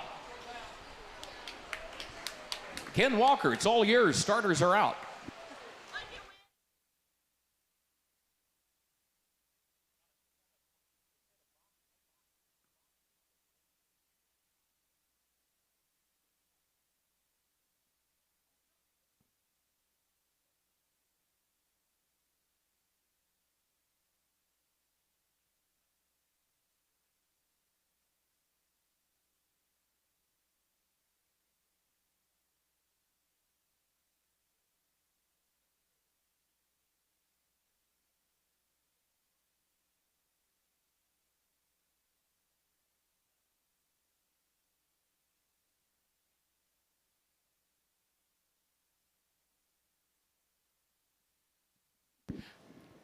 Once again, starters are out. Ken Walker, take it away. Time for the call to the post.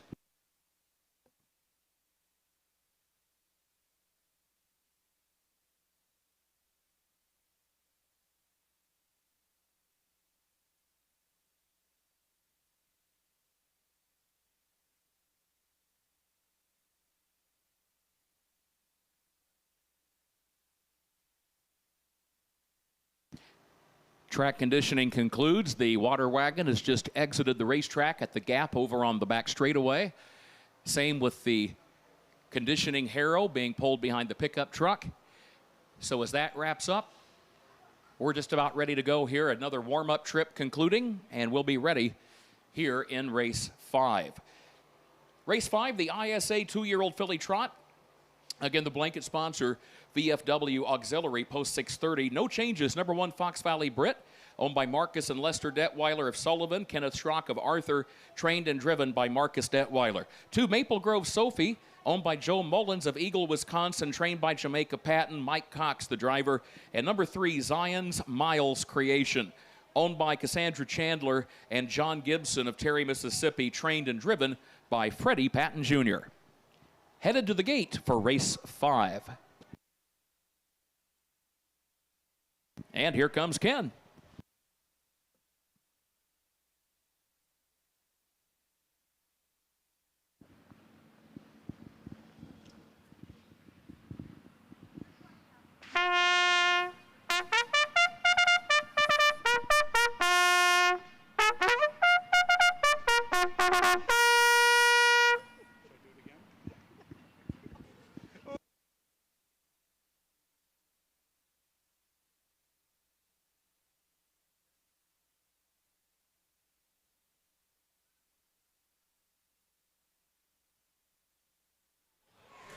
We'll tag on to the Champaign County Fair thing. Give us a horse name in the chat. If you were to name a horse, what would it be? I have one for the people at Newton. There was one, the winner here was CU for Urbana. How about approaching the gate for race Newton? 5? Again, good to have you with us on a Tuesday night somebody names at the Champaign County Fair, the 173rd edition. Senior Citizen Day. Of course, racing has been a part of this fair dating well back into the 19th century. This is the 18th of 28 stops on the 2026 Illinois County Fair harness racing circuit. And it's great to have you with us, as right now we are at the post and the gate is rolling. Told you that the Sulky sisters are here tonight promoting harness racing. You'll find an ad for their organization just inside the front cover. They have just brought us a stack of winning tickets for their drawing for various bags of prizes and goodies, and we will announce those ticket numbers here in just a moment after this 5th race. Again, at the post, gates rolling.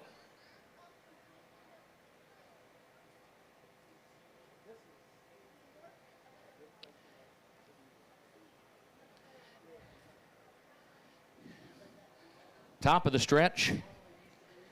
Here they come.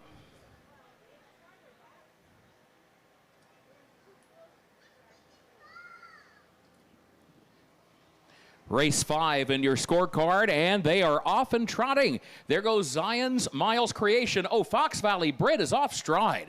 Fox Valley Brit just all of a sudden came almost to a standstill, tossed her head, reared up on her hind feet, and now she's back underway. But that break in stride, a heads-up move by both Marcus Detweiler and Mike Cox to avoid making contact. Thankfully, everyone has straightened out. While that was all going on, in the meantime, Zion's Miles Creation has gotten away on a 12-length lead. Now, there goes Fox Valley Brit. Fox Valley Brit starts moving up on the outside, arguably the favorite in this race based on her 2 prior wins and the fastest winning time in the lineup. 34-3 for the first quarter, 34 3/5 seconds. Fox Valley Brit trying to make up some ground here as they come on down toward the halfway point. She has gone to second. She is still a good 20 lengths, though, behind the leader, Zion's Miles Creation. And let's talk about Zion's Miles Creation, because that is Illinois Hall of Fame horseman Freddie Patton Jr. in the race bike. Halfway home here in race 5 as they go on back down toward the east side of the course. You've got Fox Valley Brit second. Probably 20 lengths still between the top 2. 107-1 for the half, 107-1. And then from Fox Valley Brit, another 5 lengths back to Maple Grove Sophie, who's last of the 3. But the leader is already headed past the 5/8 mile mark. Everybody else back toward the apex of the turn on the east side of the track as the leader just continues to trot on past the stable area with a more than comfortable lead. Still maintains the advantage by 20 lengths. Zion's Miles Creation, your leader. Fox Valley Brit second by nearly 20 now, and Maple Grove Sophie third. 3 quarters and 1:40. 3 quarters, 1 minute, 40 seconds flat. Around the final turn, Zion's Miles Creation coming off her first career win a week ago last night at the Edgar County Fair. She is going to make it 2 wins in her last 3 starts. Zion's Miles Creation, your winner in the VFW Auxiliary Post 630 2-year-old filly trot. She trots on under the wire, and she wins it by 10 lengths. Fox Valley Brit made up a lot of ground to be a closer second at the finish, albeit, though, again, about 10 lengths off the winner. And then you had Maple Grove Sophie in third. 2:14 flat was the time for the mile. 2:14 flat. Again, your winner, number 3, Zion's Miles Creation.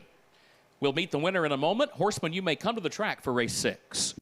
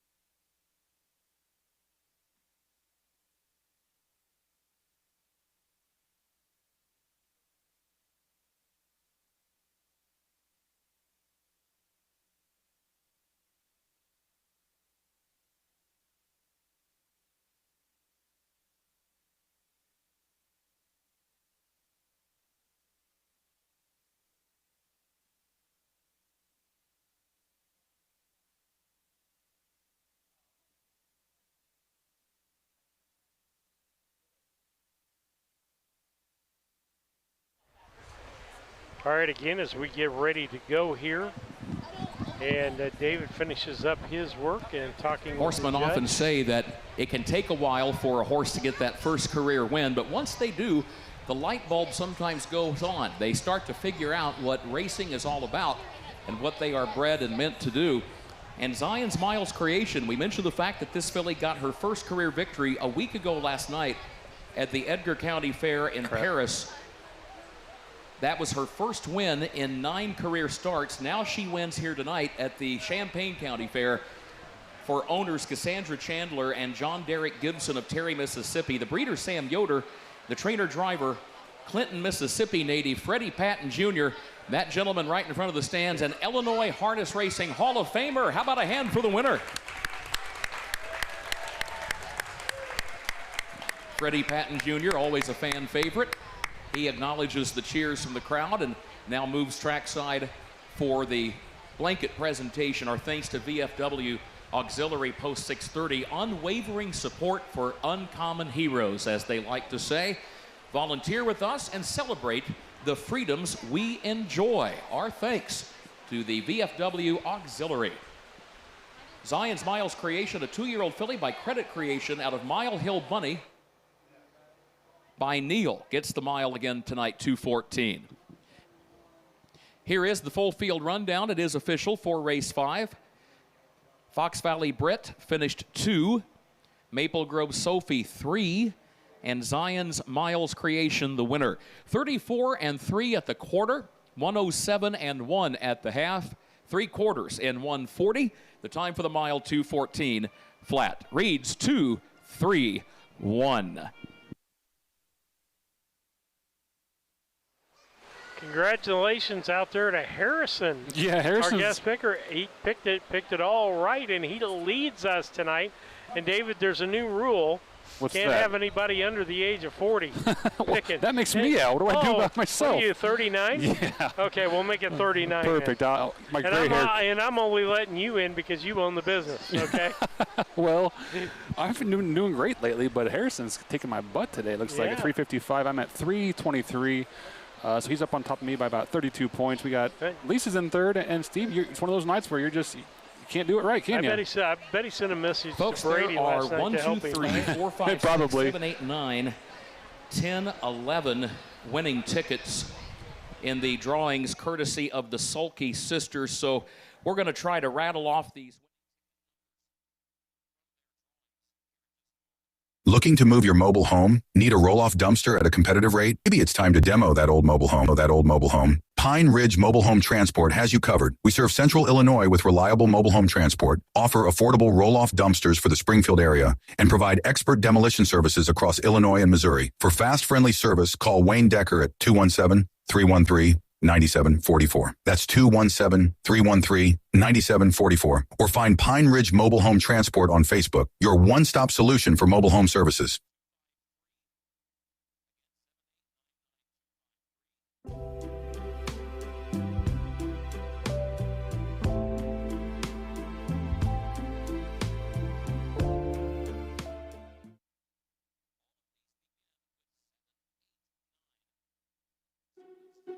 Long before the crowds arrive, the work is already underway.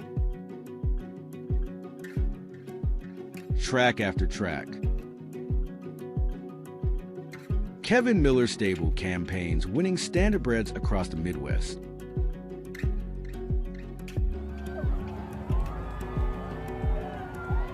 Kev Miller Stable. 217-254-0170. For over 40 years, horses have been our way of life. Built on experience, patience, and care. From sale preparation to rehabilitation, we are committed to helping horses reach their potential. Brenneman Equine, a tradition of horsemanship. Call Lamar or Ronnie today.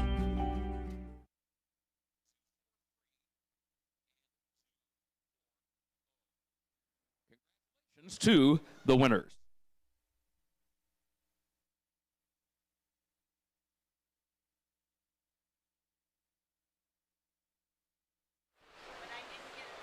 All right, guys, as we get ready for, what are we, to race 6? Race 6 coming up, yes.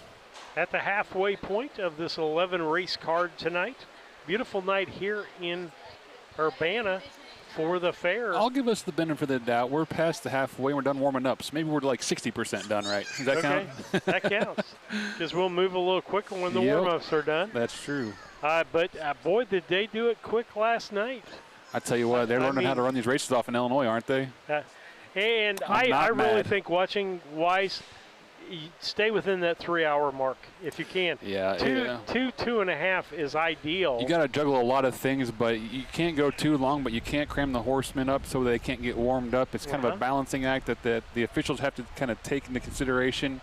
And we've kind of hit that sweet spot. I don't think we can go much faster than the 15 minutes we've been doing the last few broadcasts, it seems like. Yeah, so last night they did less than 15 minutes because weren't we out in 2 hours last something night? like that. I can go through, look at my timestamps in Google Sheets, but yeah, they're rolling them off, between 12 and 16, 17 minutes a race, which is pretty phenomenal. So we appreciate all the horsemen getting the horses out. We know how busy they are. We know how many things are going on in the barn area. You got one horse coming in the barn, one horse going out to the next race. You got to get, 2 grooms on top of it. So, it helps keep things moving along. And like Steve was saying, when you get much beyond that 3-hour mark, you lose a lot of fans. So the faster we can get these races off, the more we get people, hooked and get their eyes on the track the whole time. Well, and it's easier if I know I'm gonna be out there less than 3 hours if it's warmer. Exactly. In this 6th race, the driver of the 4, EL Perfect Credit, Marcus Detweiler. Number 4, EL Perfect Credit, the driver, Marcus Detweiler. Race 6 tonight is the Gene Lamb Memorial. Gene was born in Casey, Illinois, down in Clark County. He was an Army veteran of World War II, earned 2 Bronze Stars. Thoroughbred owner, president of the Champaign Asphalt Company, and former chairman of the Illinois Racing Board during the Edgar administration. Guided the racing community through some challenging times. He had a knack at finding common ground and bringing people together and finding solutions. We remember Gene Lamb here with race 6 tonight. Number 1 is Johnny Hawkinsville. By the way, the purse, $2,700. Johnny Hawkinsville is owned by Craig Kurt and Leo Grummel of Carrollton, trained by Kurt Grummel. Wyatt Avenatti drives the 2-time winner. Number 2, Rolex Complex, owned by Molly Baldus of Hannah City, Cole and Connor Prather of Springfield, trained by Cole, driven by Connor Prather. 3, Milkshake is owned by Ron Phillips of Athens, Jamaica Patton of Rochester, Sherry Boldovich of Platteville, Colorado, trained and driven by Jamaica Patton. 4, EL Perfect Credit, owned by Kevin Miller of Arthur. Kevin's also the trainer, but a reminder, the driver is Marcus Detweiler. And number 5, Wild on Waldorf, owned, trained, and driven by Doug Graham of Springfield. You've got a pretty good rematch here, folks. Number 1 and number 2. These 2 horses know each other pretty well because they slugged it out at the Fulton County Fair last Thursday, and they were separated by a nose at the wire. Rolex Complex was leading and then gave up the lead and lost by a nose on the wire to Johnny Hawkinsville. So number 1 and number 2, these 2 are ready to duke it out again for the 2nd time here in about 5 days. But you've got several others in here with strong credentials as well. Milkshake, a winner at the Edgar County Fair at Paris a week ago last night.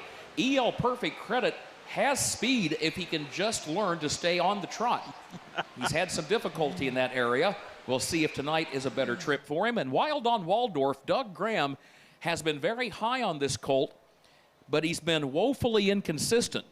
He put it all together on July 2nd at the Illinois State Fairgrounds and mowed down the field. Rallied from off the pace for the victory. They are at the post, and the gate is rolling.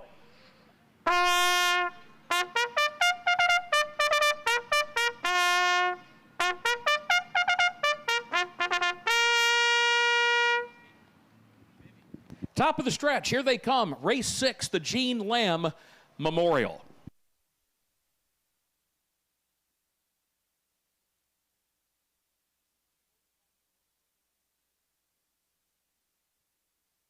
They're off and trotting, and there goes Milkshake out for the lead, and there's Johnny Hawkinsville from the inside. Rolex Complex comes away racing in 3rd as they swing down into the 1st turn. EL Perfect Credit comes away in 4th, and Wild on Waldorf is 5th as they race toward the quarter-mile mark. Milkshake is the leader, and here comes Johnny Hawkinsville to take the lead. Johnny Hawkinsville up to take over after 5/8, or the opening 1/8 of a mile as they head toward the quarter-mile mark. Milkshake is 2nd, a length and a half. Rolex Complex is 3rd by 2. EL Perfect Credit in 4th position, and Wild on Waldorf is last of the 5 as they go by the quarter. 34 seconds for the opening quarter, 34 seconds for that first quarter. Johnny Hawkinsville is the leader. Johnny Hawkinsville leads it by just over 3 lengths as they come on down toward the half. Milkshake is in the second position, and Rolex Complex is third. So Rolex Complex is waiting toward the center of the pack to make his move as they come toward the half. Johnny Hawkinsville, the colt that beat him by a nose last week, is your leader and is on top by a length. Milkshake goes second by a length. Rolex Complex is third, and then EL Perfect Credit is fourth. 106 and 3 for the half. 106 and 3. Wild on Waldorf is still last and still about 7 lengths off the lead after 5/8 of a mile. Onto the backstretch once again they go. Here comes the challenge, folks. Rolex Complex has taken to the outside from third, still 2 lengths off the lead. He's challenging for second. He's got second. Here he comes to challenge Johnny Hawkinsville. Oh, Wyatt Evanetti looks to his right. He says, I think I know you, from just a few days ago. Around the final turn, 1:39 and 4 the time at the 3/4, 1:39 and 4. They're at it again, folks. Johnny Hawkinsville to the inside, Rolex Complex to the outside. These two 2-year-old trotters are going at it like veteran racehorses. They come off the final turn. Who's it going to be? Johnny Hawkinsville inside, Rolex Complex outside. What a driving finish. It's going to be close. It is Rolex Complex getting up to win it by a neck on the wire. Johnny Hawkinsville was second. EL Perfect Credit was third. Milkshake was fourth. Wild on Waldorf was fifth. Time for the mile, 2:10 flat. Time for the mile was 2:10 flat. This is developing into one of the best rivalries on the county fair circuit, and it's amazing to see a pair of 2-year-old trotters who in back-to-back starts have minded their business and have gotten into an absolute throwdown, and they have split those decisions. Johnny Hawkinsville winning last week at Fulton County, and Rolex Complex winning here tonight at the Champaign County Fair. We'll meet the winner in just a moment. Horseman, you may come to the track for race 7.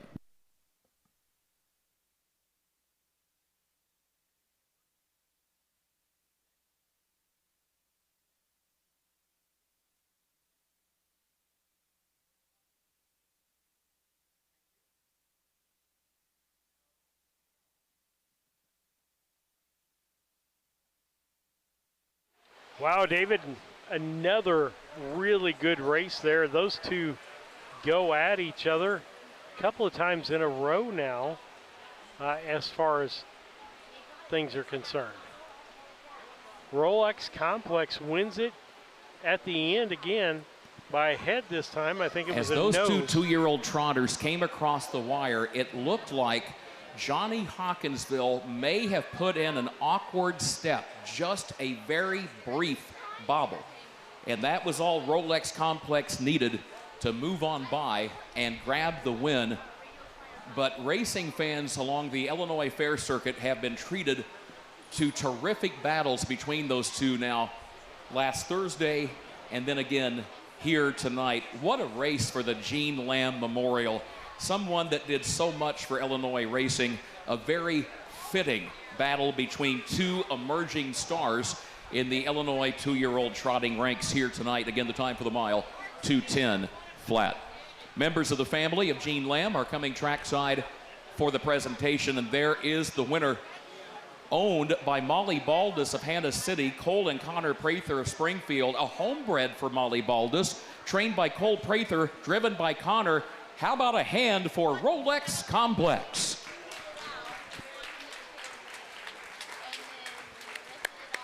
Winning 2-year-old is a gelded son of Southwind Chrome out of Divined by Swan for All.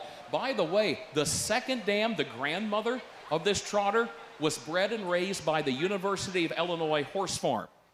So this winning 2-year-old has a Fighting Illini connection because his grandmother was bred and raised a number of years ago and then sold by the University of Illinois. Rolex Complex, third win in his 8th career start. He broke the track record at the Knox County Fair for 2-year-old trotters a few weeks ago in 2:03 and 2. And now tonight pulls one out of the fire after another hard-fought battle with Johnny Hawkinsville, 2:10 flat. The Gene Lamb Memorial to the talented Rolex Complex. Congratulations to our winning connections.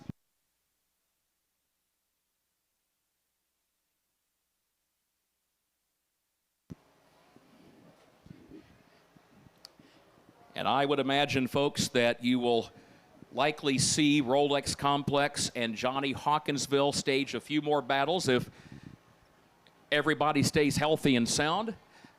More cheers, more applause for the winner, and rightly so, as he heads back to the barn area with that victory. Connor Prather teams up with his brother Cole, with Cole as the trainer, Connor as the driver. That colt trains at the Illinois State Fairgrounds. Here's the full field rundown for race 6. It's official. Johnny Hawkinsville, the runner-up. Rolex Complex, the winner. Milkshake finished 4th. EL Perfect Credit 3rd. And Wild on Waldorf finished 5. They got the quarter in 34 flat. They got the half in 106 and 3. 3/4, 139 and 4. And the time for the mile was 2:10 flat. Reads down 2:14.35. 7th race is on the way. This will be the Lyle Lohman Memorial. We go back to the top line here in race 7. We will have a couple of Illinois breds and one Pennsylvania bred. Illinois bred Fox Valley Lava from post 1. Pennsylvania sired Great Seats from post 2. And Illinois bred Valley Sage from post position 3. Number 1, Fox Valley Lava, trains right here at the fairgrounds here in Champaign County for Kevin Miller. That filly won more races last year than any other 3-year-old pacer in North America. 19 trips to the winner's circle. The program tells you that we owe you a past performance line from last Saturday night at Hoosier Park, where she was 5th in the filly and mare open pace with a beaten time of 1:51 and 1 over that 7/8 of a mile track. We talked to Kevin Miller, and he said, you never know who else is going to show up to race. The entries are taken 3 days out. So the horsemen will jump online and they will check ustrotting.com. And he laughed and he shook his head. He said, I really wanted Fox Valley Lava. I wanted to race her here at home, which obviously we're doing. But he said, wouldn't you know, Great Seats passed the entry box. And Great Seats is a horse that has broken multiple track records around the state and won last year at the Illinois State Fair in 1:49 and 2. So Kevin says racing at home is great, but it's not an easy spot. And Valley Sage, that's not to take anything away from that 4-time winner who gets around a county fair track pretty good. So 7th race on the way. All right, guys, we'll talk for a few minutes about a harness tube. Sure. If you donate, if you are a sponsor, if you are a commercial sponsor business, you're paying for our expenses as we travel out. This week we're all over on this side of the state. Next week we're clear down south again. Yep. We popped up from Charleston to do this evening. We'll be back to Charleston tomorrow evening, so we've got a little B&B down there that we're staying at. Next week we got one in Brownstown that we're staying at as we do Altamont and Marshall next week to bring that to you, and then we'll finish up with Brown County. But all that helps with those expenses as far as that's concerned. A couple of horsemen have sent text messages from over on the backside with an excellent point, telling us, they said, you might want to tell racing fans to mark the following dates on their calendar.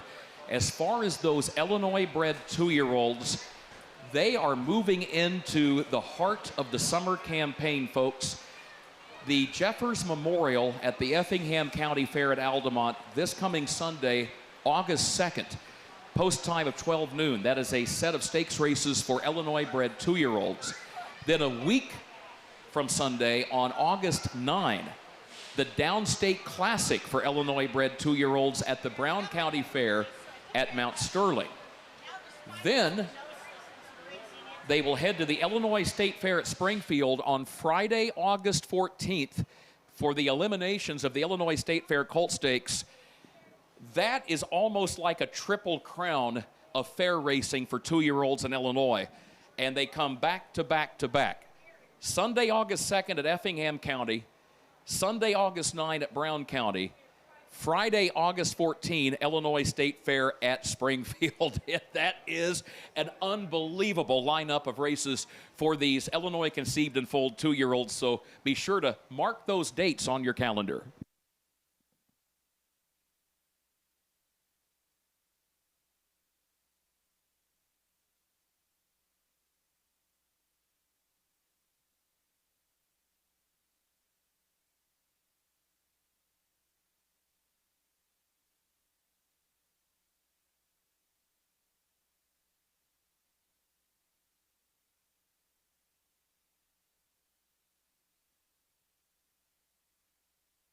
Starters are out.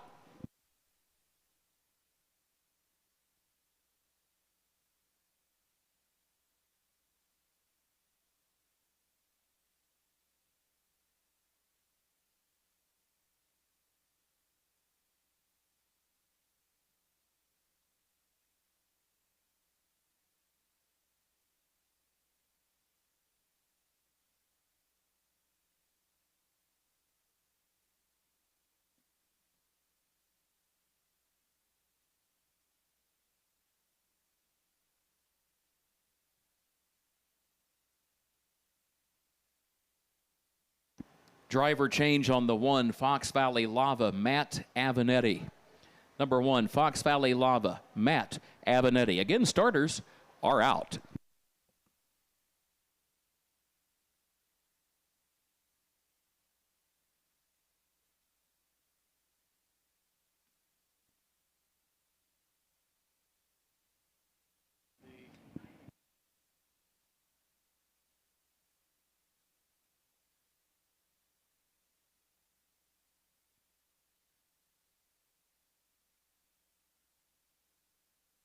At the post, gates rolling.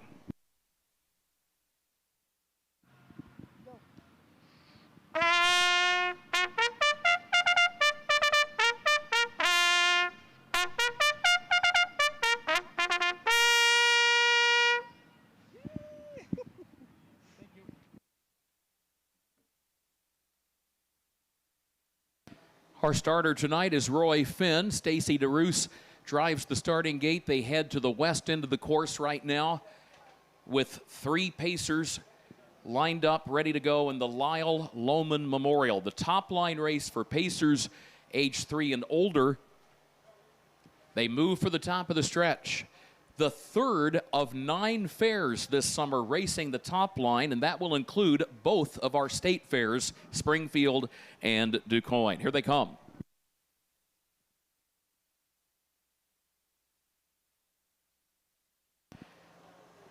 They are off and pacing. A beautiful start for all 3, and there goes Fox Valley Lava, the filly that's based right here at the Champaign County Fairgrounds, quick to grab the racetrack and go for the lead. Great Seats comes away in second, will duck over right behind the early pace setter, and then a gap of just over 2 more lengths back to Valley Sage in third. They head off the first turn and up the backstretch. Fox Valley Lava is the leader. Fox Valley Lava, this filly, as we mentioned, she has won a lot of races for her connections. She's on top. She sets the tempo at the quarter-mile mark, leads it by 2 lengths. Great Seats will travel along in the second position by 1.5 lengths, and Valley Sage is racing in third as they head past the quarter toward the west end. 31 seconds for the opening quarter, 31 seconds flat. Up front, it is Fox Valley Lava, that Illinois-bred filly, 4 years of age, now a mare. She has the advantage after 3/8 of a mile. Great Seats has been waiting in that second spot and is waiting very patiently for Wyatt Avenatti. Valley Sage right there with the other 2. So these 3, they line up nose to tail. They march past the half and they head back into the east turn once again. Fox Valley Lava is the leader. Fox Valley Lava on top by 1.5 lengths, by 2 lengths. 101 and 2 for the first half mile, 101 and 2. Great Seats is in second position, then a gap of 4 more lengths now back to Valley Sage as the leader is already onto the backstretch. Fox Valley Lava waiting for the challenge. We all know it's coming. Great Seats continues to stalk the leader as they go to the 3/4 past the watchful eyes of the horsemen lined up along the outside fence on the backstretch. Less than a quarter mile to go. 1:32 the time at the three-quarter, 1:32. Fox Valley Lava leads it by a widening 3-length margin. How about this? Great Seats is about to lose contact with the leader as they turn for home. Fox Valley Lava right here on her home track. She's got the advantage out to 4 lengths. Fox Valley Lava, a front-stepping victory to win the Lyle Lohman Memorial for Matt Avenatti. Won it by nearly 5 lengths in the end. Great Seat settled for second tonight, and then a gap of a dozen more lengths back to Valley Sage in third. Time for the mile, 2 minutes flat. Time for the mile, the fastest mile so far on the evening, 2 minutes flat. We'll meet the winner in a moment. Horsemen, you may come to the track for race 8. Scratch the 3. Lou Beduino, number 3, is scratched.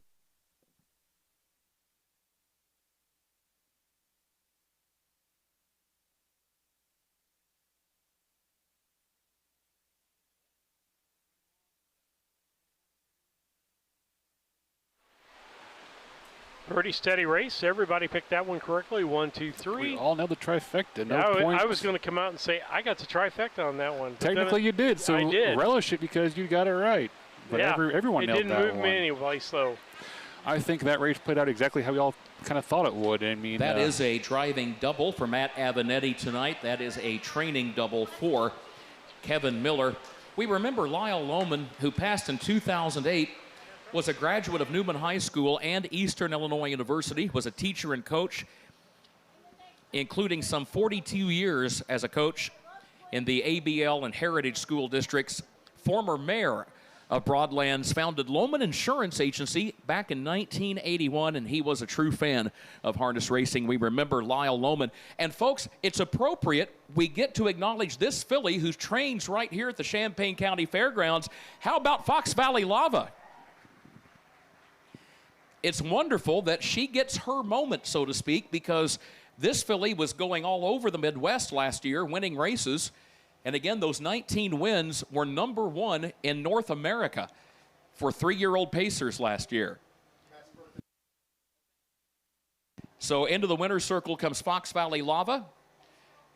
Races for the ownership of Kevin Miller and Alan Miller of Arthur and Lester Detweiler of Sullivan. Trained by Kevin Miller, driven by Matt Avenatti. This winning mare, a 4-year-old by Time to Roll out of Fox Valley Torrid by Yankee Skyscaper. Sold as a yearling at the Land of Lincoln sale for $19,000. Bred by Fox Valley Standardbreds of Dr. Kenneth and Patricia Walker. Congratulations to the connections. And that is win number 27 total for Fox Valley Lava in her career. As the saying goes, it would be fun to have a barn full like her. Here's the full field rundown. It's official for race 7. Fox Valley Lava the winner. Great Seats the runner-up. Valley Sage third. The opening quarter 31 flat. The first half mile 101 and 2. 3 quarters and 132 flat, and the time for the mile in 2 minutes flat. Reads down 1, 2, 3. Race 8 is on the way. Again, scratch number 3, Lou Beduino. 11 races total tonight. Horsemen, you're doing a great job getting these horses to the track in a timely, safe, and efficient manner. And I know our fair officials appreciate that very, very much. Speaking of the fair, we're just getting started, folks, because the Champaign County Fair has a lot coming up as the week unfolds. For example, coming up here tomorrow, Livestock Day. The grandstand show, 7 p.m. for the monster trucks. Thursday, 4-H Day. The rodeo at 7 p.m. Friday, it's the motocross at 7. And then Saturday, First Responder Day, the Illinois Polars Association will be on the track at 12 noon on Saturday. The ITPA at 6 p.m. For more information, visit www.champaigncountyfair.cc.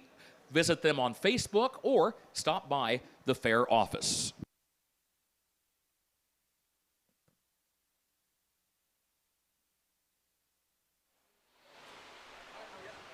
So we get ready for race 8 here. 8 of 11. Only a 2-horse field, though, so it should be with the scratch? a real exciting race, to say the least. Everybody should box, right? Well, I hope so. Yeah, we're all 2-1 on this one. With Do we have to put a horse in that extra spot for it to score? Do we have a problem with that? I think you might be onto something there. I'm going to put 3 in. Yeah, I think we had to have a horse in there because it wouldn't score it correctly, as we both try to remember all the little quirks and things that have come up this year. So you're right, but how do I figure that out? I'm just trying to figure out how to get around it now without having to. You put a, yeah. Because the scratch isn't going to match the 3rd place finish. Huh, I need to change that. Okay, so where do I put that note at? I'll put my phone. See, the old guy still got some of it. I can remember some things. Well, I didn't think about scratches down to 2-horse. Like, we won't have a 2-horse race. Well, if you scratch, you might. That's my problem. That's my fault. Yeah, it's happened more than once. It has, and yeah. So note to programmer. Yeah. Oh, you. Yeah. I'm trying to figure out how to get around that, though. Going to have to get with Chat GPT and have it tell you what to do, right? I'll probably just allow scratch to be an acceptable entry for the top 3, and that should do the math okay. Well, I'll figure it out. But yeah, ChatGPT has been my savior on all this. But hope you're liking the graphics. David spends a lot of time on the graphics so that you can get nice colored stuff. Again, occasionally we have the car cam if it works out. Working on several other things.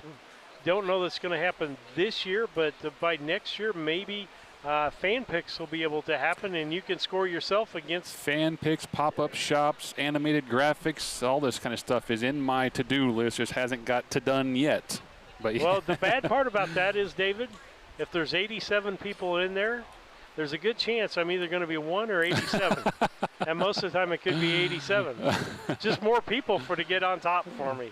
Well, I figure at some point everyone's going to have similar picks. Then it'll be interesting to see how much variance there is whenever we open it up to the public. It'll be kind of fun to see what the scores come in as, and if anyone just runs away with it, over the season. We could do a prize for the person that is the pick for the year, for the person that gets out there. I need to get him a small trophy. I'll get the driver a belt. I'll get the best picker a little trophy, something they can put on a shelf or in their office desk if it's laying or something. Something that's a good idea. Yeah, it could be called the Pick and Grin trophy. Picking ponies, right? Yeah. Picking the ponies. And grinning while you're winning. Yeah. But I don't think we've had anybody answer here. What would your horse name be if you could name a horse? I'd love to hear that from people, because sometimes it's like public here. This evening's 8th race, the top line for trotters age 3 and older. The race blanket sponsor, the Elizabeth Avenetti Memorial, was known to most of her friends as Beth. And her grandsons, Wyatt and Matt, they will be heading to the gate in just a moment. And they will be having a friendly rivalry and a very sentimental matchup here, trying to win their grandmother's memorial race. Again, scratch the 3, Lou Beduino.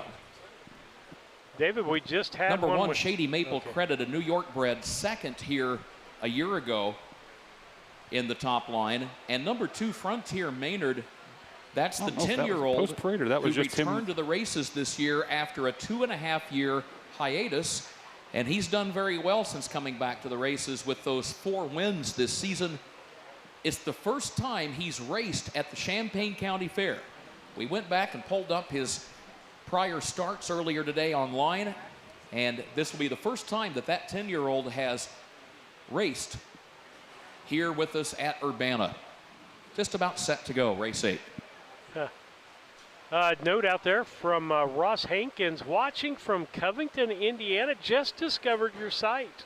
How about glad that, huh? That you could do that, and a great idea. Thanks for your service. Well, we enjoy doing it. Wish we could do more. If we could get David to retire early. Dang, work gets in the way. How about it? It does. Those vacation days are limited, aren't they? They sure are, and I don't seem to have enough of them going around.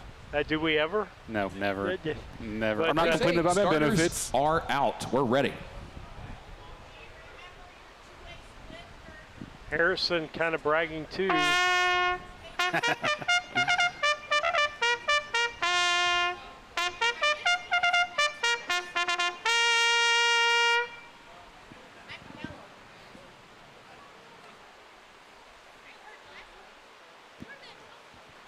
Was just quizzed by our official charter, Leanne Shin, about the purse breakdown. She told me last week, 2 horses in a race, the winner gets 65%. The second place finisher takes the other 35%. I tell you, I still get my pulse quickens and I get nervous when a teacher, whether active or retired, asks me a question, because you know you're not going to fool the teacher. The teacher's going to know if you're trying to talk your way around the answer. But we got it right. Leanne, thank you. Right now, headed to the gate, these 2 trotters in the Elizabeth Avenatti Memorial. Number 1, Shady Maple Credit, is owned by the 2D Racing Stables of Ewing, Illinois, and is trained by Dave Avenatti. Beth was his mother, and Beth's grandson, Wyatt, is the driver. Number 2, Frontier Maynard, races for Kelly Avenatti, her sister Katie Bell, and their mother Tony Bell. The trainer and driver, Matt Avenatti, and again, the late Beth Avenatti was his grandmother as well. Top of the stretch, here they come for the Elizabeth Avenatti Memorial. And we might mention Lane Avenatti, also a grandson of Beth, is our superintendent of speed. Here they come. Off and trotting they go, both away in good order. Shady Maple Credit and Frontier Maynard head down into the first turn. You've got a 3-year-old filly and a 10-year-old gelding. A couple of trotters at opposite ends of the spectrum as far as where they are in the timeline of their career, but both racing well and both doing well so far here tonight. Shady Maple Credit, a winner twice last season, has been runner-up once this year. Still looking for a first win of the current campaign, but has the lead. Shady Maple Credit leads Frontier Maynard by a length and a half as they go on by the quarter-mile mark and head up toward the west side of the course. 31-2 for the opening quarter, 31-2 fifth seconds. So Shady Maple Credit, a New York-sired filly, by the way. She shows the way, and the Illinois-bred Frontier Maynard continues to travel along comfortably in that second position as they come on down toward the half. But Maynard yet to make a move from that second spot. Halfway home in the Beth Avenatti Memorial, and the leader is Shady Maple Credit. Heads back toward the east end of this half-mile racetrack. 102-4 for the first half mile. 102-4. Frontier Maynard travels in second. We've talked about the fact that both Wyatt and Matt Avenatti have won some big races in their careers as far as the purse money at the pari-mutuel tracks. But something tells us this one means more than any of the others. Right now, they're side by side for the lead. Here comes Frontier Maynard to the outside to challenge Shady Maple Credit, and Maynard has the lead by just a neck. Shady Maple Credit is fighting back on the inside. 1:34 the time of the 3/4, 1:34. Over on the backstretch, Dave Avenatti, Lane Avenatti, Earl Avenatti, who was Elizabeth's husband, watching on. Who will it be? Which Avenatti brother will win Grandma's Memorial Race? We're about to find out. It is Shady Maple Credit coming away with a 2-length lead. Final try from Frontier Maynard. Shady Maple Credit wins it by a diminishing length on the line. Frontier Maynard comes across the wire in second. Wyatt and Matt Avenatti look at each other and flash a knowing smile. No doubt, again, that race very close to their hearts. 2:03-4 was the time for the mile. 2:03-4. Number 1, Shady Maple Credit, is your winner. Horseman, you may come to the track with race 9. We'll meet the winner of race 8 in just a moment. You know, I kind of think it ought to be like golf. The older you are, you get this handicap because you can't hit the ball as far. Oh, yeah? Yeah, so I think when you get to Maynard's age that you ought to get some sort of handicap there. Well, you think they should start from earlier or what? The young buck in there to race him. He gave the young buck. I was pulling for the old guy. He did all right. But today, yeah, just too much from Shady Maple Credit. That filly's a 3-year-old filly by Teton Kill, shot out Donato Hanover by credit winner, owned by 2D Racing of here in Ewing, Illinois. It was just too much today. Good mile, good battle. Brothers know each other very well. They know kind of how each other are going to drive. That lane running across the middle. Someone needs to get Lane a golf cart. Thank you. Oh, cool. Thanks, Kevin. Appreciate that, buddy. I'm just trying to fix our graphics, but yeah, the brothers know each other. They know the horses. They know the track. It was just one of those things where whoever can make the best trip for themselves is probably going to get a win. Earl Avenetti, known to many of his friends as Tony, was the husband of Beth Avenetti, and together they raced a lot of top horses in Illinois, won a lot of races right here at the Champaign County Fair. Longtime race fans might remember that in the 1970s to early 80s, most of their horses had the initials BA for Beth Avenetti in the name. One example, a horse, they had a pacer named B.A. Warning. And Wyatt Avenetti told us a few days ago, he said, that horse raced before I ever came into the world, but he said that horse is still like a folk hero around the Avenetti household. Here come the members of the Avenetti family down trackside, getting ready to make the presentation of the blanket as Shady Maple Credit turns in a fantastic effort here this evening to get her first win of the year. Yeah, only had one foe, but that foe has been racing very well, Frontier Maynard. And Frontier Maynard kept that filly honest, as the saying goes, throughout the course of that race. And they were door to door all the way up the backstretch going to the 3/4 mile mark and gave race fans their money's worth here this evening. So Shady Maple Credit is owned by the 2D Racing Stable of Ewing and was bred by Quantum Farms Corporation. This filly by credit winner out of Teton Killshot by Donato Hanover. And again, trained by Beth's son, Dave Avenetti, and driven by grandson Wyatt to the victory. Folks, very special moment for the Avenetti family. How about a hand for the winner?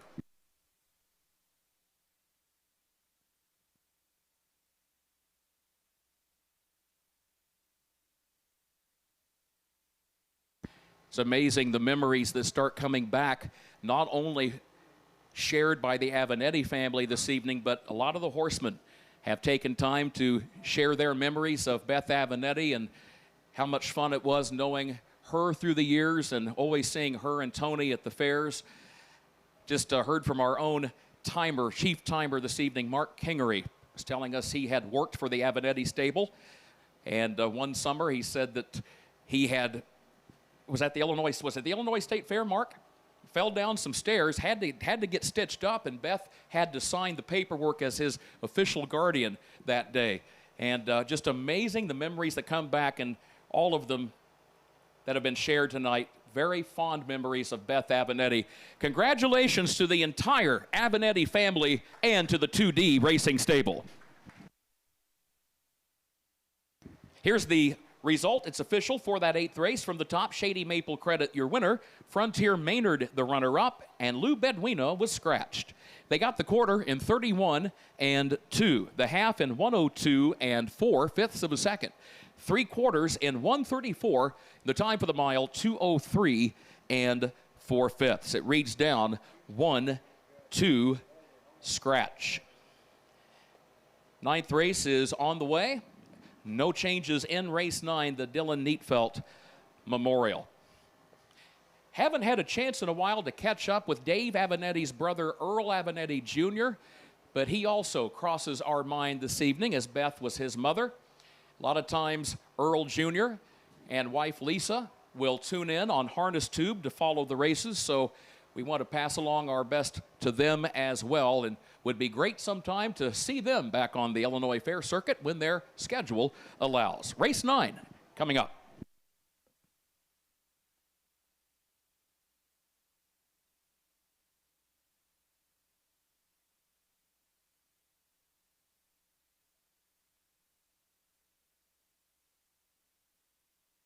Some of our talk points up here that we can talk about this a little bit. Hey, guess what? I want to go back one. We'd love to see pictures and stuff from the backstretch. Yeah. And so if you can send us pictures, we don't care if it's next week. When it is, send it, and we'll get it on the air when that happens. We would love to see some pictures. I miss the horse barn pictures. I know, right? People watching from the paddock or the driver's room or the barn, stable area. Yeah, absolutely. Love to see some old pictures. David talked about that earlier. And some of that stuff we'd like to get on even our webpage. So send us that out there, you know, and also you're still collecting track records, correct, for the website? I got Charleston up today, caught up this morning. But, yeah, like Steve just said, send in those old photos or photos you have from the fair. And I will get to it eventually. I haven't got to it yet, but we would like to put your photos on our website. We want to put a gallery out there of, you know, memories of past or horses of what, you know, yesteryear, you know, because everyone was going to remember these names and horses and pictures and colors and bikes and stuff. So it's just something for us all to share together, and we'll get it posted up on our website eventually, I promise. Just give David enough information so we can do captions or we can talk about it or something like that. Yeah. We'd love to have that for the backstretch, and contact information's there. And we'll promote your business as season's winding down. But if you're not thinking about us for the, you know, the last week of the season here, think about getting with us next year as we do year 5. Isn't that hard to believe? I know, it's crazy. It's gone by so fast. And so we want you to do that. Let's talk about where we're at tomorrow. Charleston, and post time will be, is it 5 o'clock there tomorrow? 5:30. 5:30 tomorrow. Post time, we'll have 10 races. The other night they ran 10 races in basically 2 hours. I know, it's crazy. And tonight they're doing that, and when you don't have post parades, you know, particularly in the heat and in shorter fields, that really moves the race card along. Then we'll be back to Charleston on Friday, and what'd you say, 12 races on Friday? 12 races, yeah. We just haven't got the draw out this morning, so it'd be a nice full card on Friday for you. That'll be noon start. Lisa and I will have that for you. And again, I want to note out there, so you guys know some of the background, because when we got some new viewers. Another good showdown is David on came tap up here. with this brainchild, and he and Troy Markert came to us and said, how can we do what you do for Brown County Sports? And I said, well, this is what you need to do. And they came back to us with something that Lisa and I didn't expect. Hey, we want to do this, but we want to rent you and your equipment. So the first year, it was our BC Hornet equipment, and Lisa and I coming up, they rented us, and we've stuck around. Going to be 4 years. And I'll say we couldn't have done it without you guys. I mean, getting started would have been a big lift to have to go buy equipment and do it on our own. As we pieced equipment in as we needed it, you know, over the course of the first season, we didn't know what to expect as we went to new places. And so to have your arsenal of cords and cables and adapters and equipment stuck in the back of that van, you know, help get us off that, you know, that first step off, you know, nice and clean. And here we are 5 years later. We have our own equipment. Y'all are part of the permanent crew. It's just grown into something so, you know, so much more than we ever really imagined that first meeting 5 years ago, whatever it was. Anybody out there needs to be watching my website. If you're in the Champaign-Urbana area and you're a Thomas More high school fan, I found out just a few days ago that my son Aaron Surratt, which actually started broadcasting for a radio station close to home when he was in high school, is finally going to have some time, and we think, and going to do Thomas More football, soccer, and volleyball this fall. That's so cool. And so you'll be getting some of what we do at BC Hornet Sports over here in Champaign with Aaron doing that. We got to get him some equipment in the next 2 weeks, but he's going to be doing it over here. We're really happy about that. But David takes vacation time to do this. I'm a part-time minister. I'm not quite retired yet. Lisa is retired and tired. Well, so we have a little bit more flexibility in our time as long as something doesn't come up with the church. But you guys need to be thankful that David Brink wants to use his vacation time and do that. For us, we're giving up our summers. Yep, absolutely. Our summer would have been off. So we've, at the end of things, when we get done in September, because right now it looks like we might be doing the Cardinal and Violet, what is it? The 2-year-old. 2-year-old in Springfield in September, that will be 31 events for harnessing for this crazy. Summer. That Normally we crazy. Get rainouts. I know, we haven't had much rain this year. Luckily we've got all the races in, which is a great thing, but our schedule's just been crammed this year. But speaking of, on that for that segue there, if anyone's listening and they have any kind of broadcast experience or don't mind, you know, handicapping or running a camera, we are talking about next year, you know, kind of figuring out how to get the schedule a little bit easier to cover all the fairs and not all of us be running the same group across the state, you know, all summer long. So if you have any interest, reach out. We'll see if we can talk with you, see how comfortable you are, you know, whatever. We're trying to get some people folded in here so we don't have to stretch ourselves quite so thin next year, hopefully. Yep, and you know, if you've got a passion and you want to be there and you're already going to the harness races and have an interest, that's a thing that you can do. Like David said, you can run a camera like Lisa does. She gets beautiful. This is the type of stuff that my wife sees at the fairs, and sometimes we cover it up with some of our graphics, but she catches the little ones that are out harness racing at the fair. That's the atmosphere, right? When you're here at the fair, that's part of it. You don't just get that, you know, kind of sterile parimutuel view. You have cheering in the stands, you have kids crying, you have corn dogs, you have, you know, all the things that come along with being at the fair. And the other thing I will tell you, like if you're in the Charleston area, like would have been this week, and that's the only place you can work is Charleston and Altamont, we're open to that. So with that, Absolutely. We'll go back to track.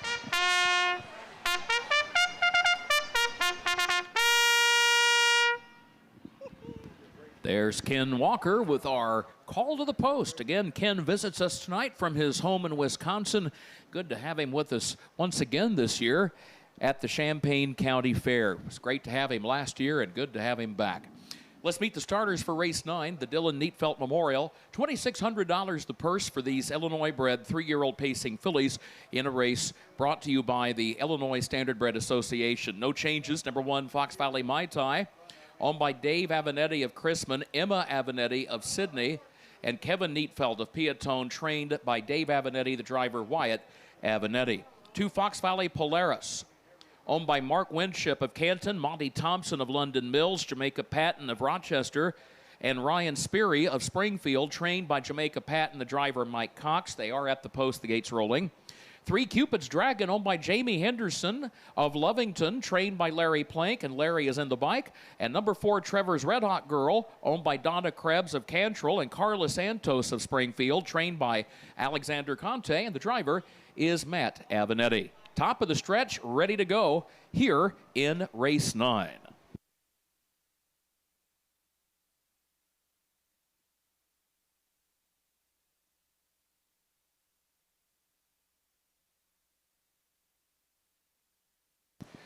They are off and pacing. There goes Fox Valley Mai Tai out for the early lead. Trevor's Red Hot Girl is going to duck out to the back of the pack. Matt Avenatti makes the first strategy call here, decided not to press the issue early, did not try to clear the inside traffic. Instead, he takes Trevor's Red Hot Girl to the back and says, we'll wait, we'll do our pacing a little bit later on. So Fox Valley Mai Tai is the leader, on top by a length and a half. Fox Valley Polaris goes second, Cupid's Dragon is third, and Trevor's Red Hot Girl is in the 4th position as they go on by the quarter, and they line up nose to tailgate as they head up toward the west end of the course.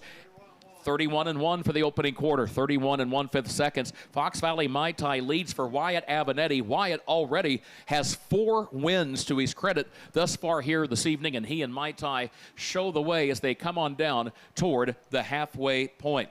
So Fox Valley Mai Tai on top, and then Fox Valley Polaris and Cupid's Dragon and Trevor's Red Hot Girl to complete the field. Now Matt says it's time to go. Here comes Trevor's Red Hot Girl, moving from 4th to 3rd, now challenging for 2nd back to the east turn, a length and a half off the lead. 1:02 for the first half mile, 1:02. Fox Valley Mai Tai is the leader. Fox Valley Mai Tai on top by a length and a half. Now Trevor's Red Hot Girl lost some ground around the turn, and she's off stride. Trevor's Red Hot Girl broke stride right at the 5/8 mile mark. She's now 3rd toward the outside, 7 lengths off the lead. Can she make this distance up? Can Fox Valley Polaris catch the leader? They've all got to get Fox Valley Mai Tai, who's got the lead by 5 lengths headed to the final turn. 132-2 for the 3 quarters, 132-2. Fox Valley Mai Tai, the leader off the final turn. Trevor's Red Hot Girl is off stride again. She's now last. They turn for home. It is Fox Valley Mai Tai with Wyatt Avenatti aboard, about to pick up his 5th win on the night. And Kevin Neatfelt, the co-owner, bittersweet moment, winning the race named for his son Dylan here this evening at the Champaign County Fair. Fox Valley Mai Tai crosses the wire in front. Fox Valley Polaris gave it a good effort but was second, and then you had Cupid's Dragon about another 15 lengths back in third. The time for the mile, 2:01 and 2. 2:01 and 2. And Trevor's Red Hot Girl crosses the wire in fourth position for Matt Avenatti. Just wasn't her night. Things just did not go her way here this evening, but no doubt she'll regroup and be back another day. We'll meet the winner, Fox Valley Mai Tai, in just a moment. Horseman, you may come to the track with race 10.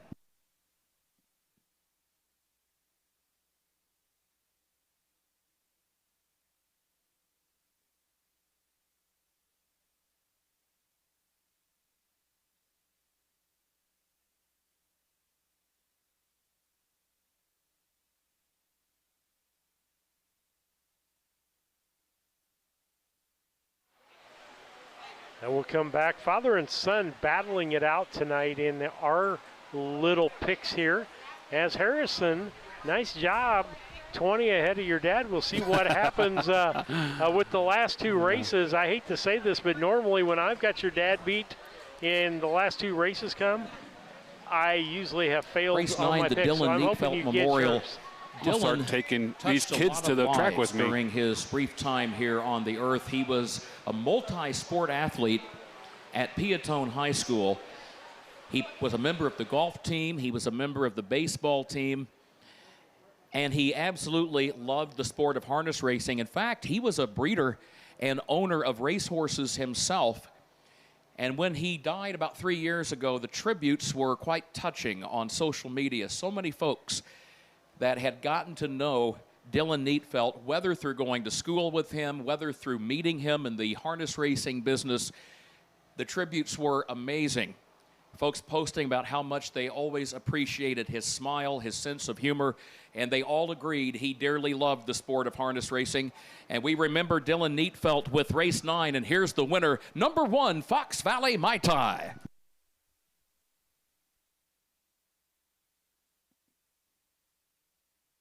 The winning 3-year-old filly is by Time to Roll out of Fox Valley Tiramisu by Sportsmaster.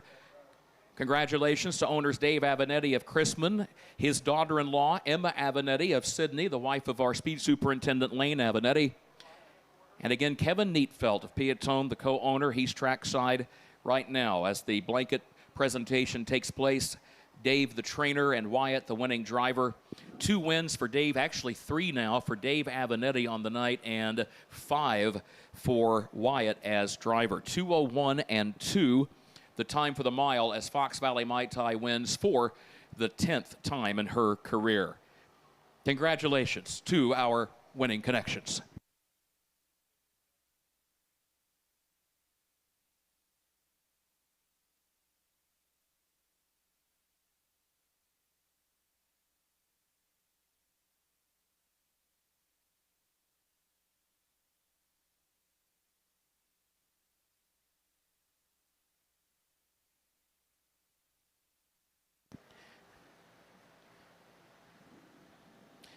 So Dave Avenatti and son Wyatt team up to go back-to-back on the card, and here's the full field rundown for that 9th race. It's official. Fox Valley Mai Tai, the winner. Fox Valley Polaris finished 2, Cupid's Dragon 3, and Trevor's Red Hot Girl was 4. The quarter 31 and 1, the half and 102, 3 quarters 132 and 2/5 of a second, and the time for the mile 2:01 and 2. It reads down 1, 2, 3, 4. 10th race is on the way. A reminder, Mike Cox, the driver of the 1, our buddy boy. Again, Mike Cox, the driver of number 1, our buddy boy. 3 wins total tonight for the trainer-driver combo of Dave Avenatti and his son Wyatt. And again, Wyatt with 5 wins total to his credit. Also picking up victories here tonight. Early in the card, he won for trainer Sean Nessa in race 2 with Love of a Lifetime. And of course, Wyatt also picking up a win for trainer Kevin Miller in race 4 with Fox Valley Kravitz. Again, race 10 is on the way.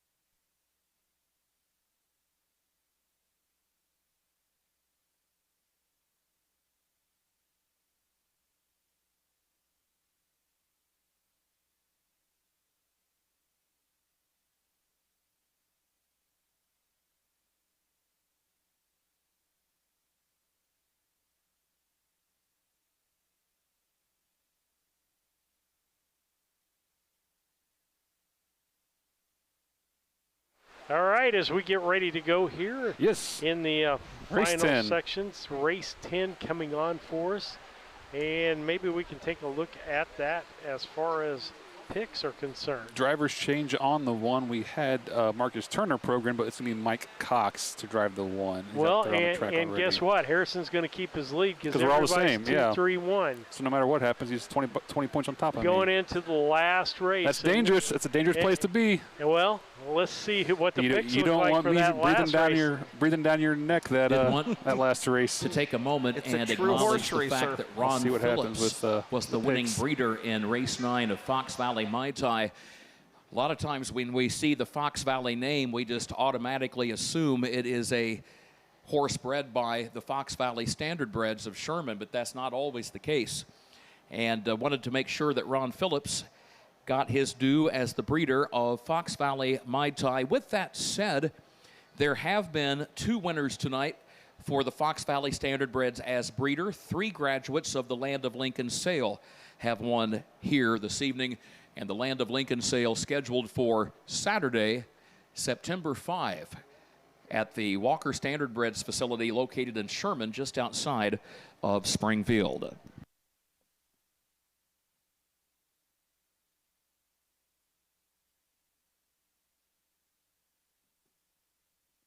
The upcoming 10th race is named in memory of Harvey Rice, who was a member of the Champaign County Fair Board for 30 years.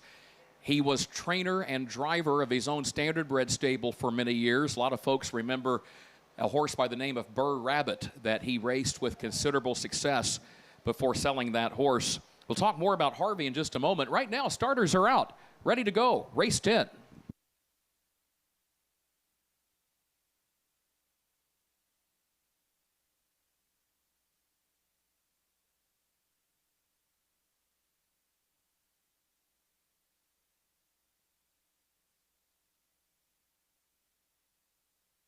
Just a 3-horse field for this ISA, Illinois Standardbred Association 3-year-old Colton Gelding Pace for a purse of $2,500. Again, starters are out.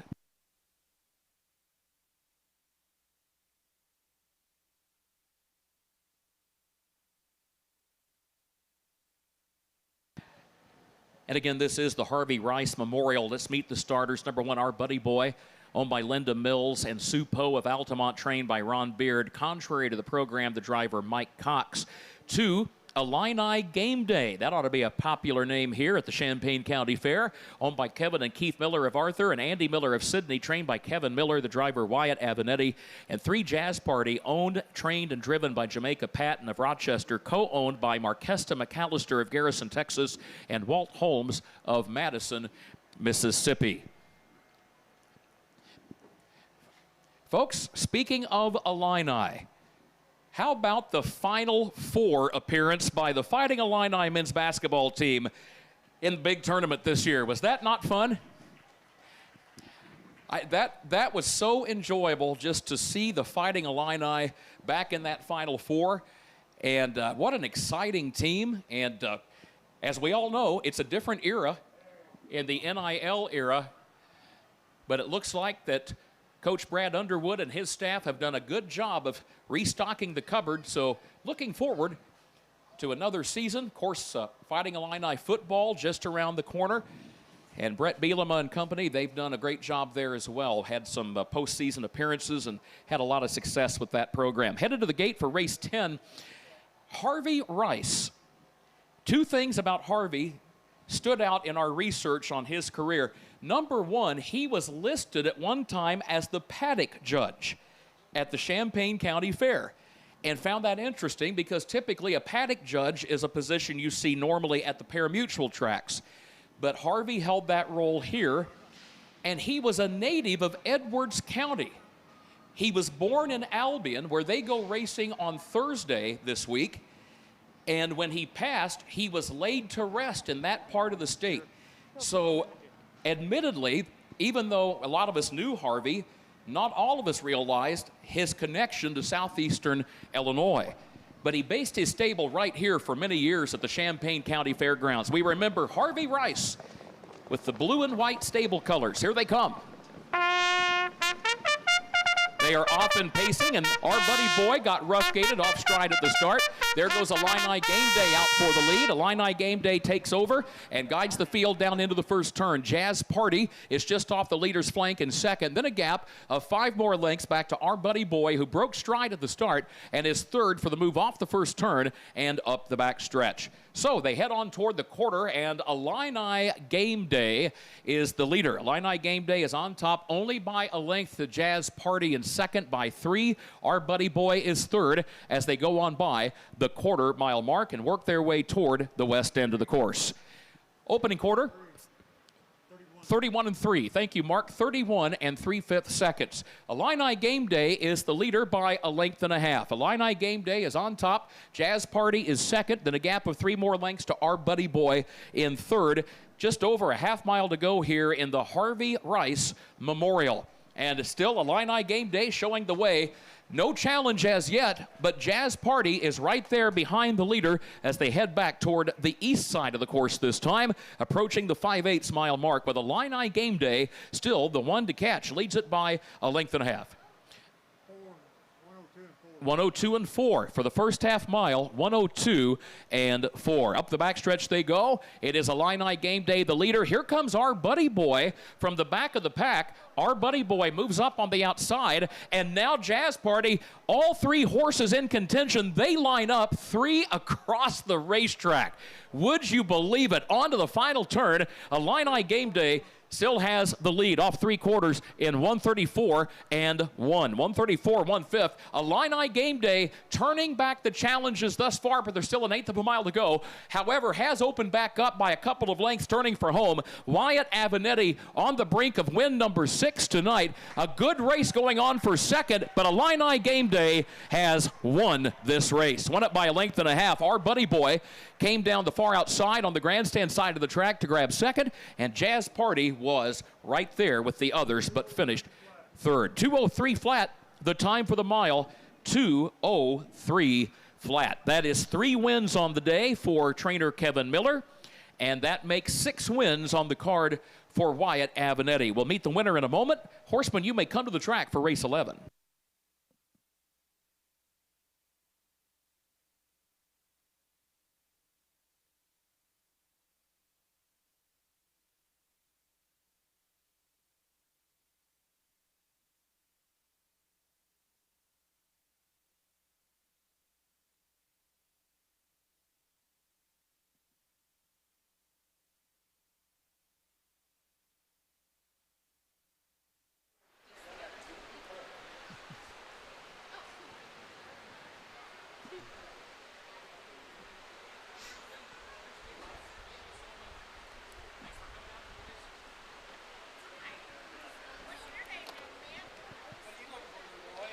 Freddie Patton Jr. up here behind us talking with the judges. The Hall of Famer, the Hall of Famer. He snuck up on me. Always got a smile on his face. He's got a good attitude, doesn't he?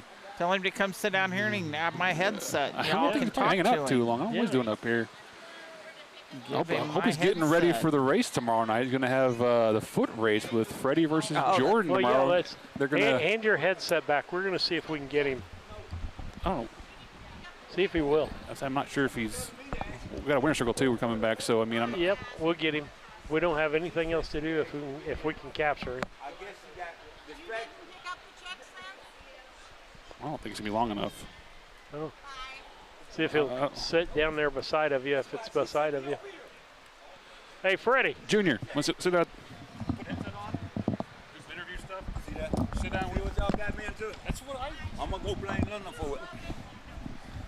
Are we up? We're up. Yeah. Cool. Freddie Patton Jr. up with us. The Hall of Famer. How are you doing? How's it feel to be here at Urbana at the Champaign This County winner Fair? makes. I always like coming here. You do like coming here? You know, always. Are you? Well, I try to go everywhere though. You go anywhere you can race, can't you? Anywhere with a race. You getting ready for tomorrow night?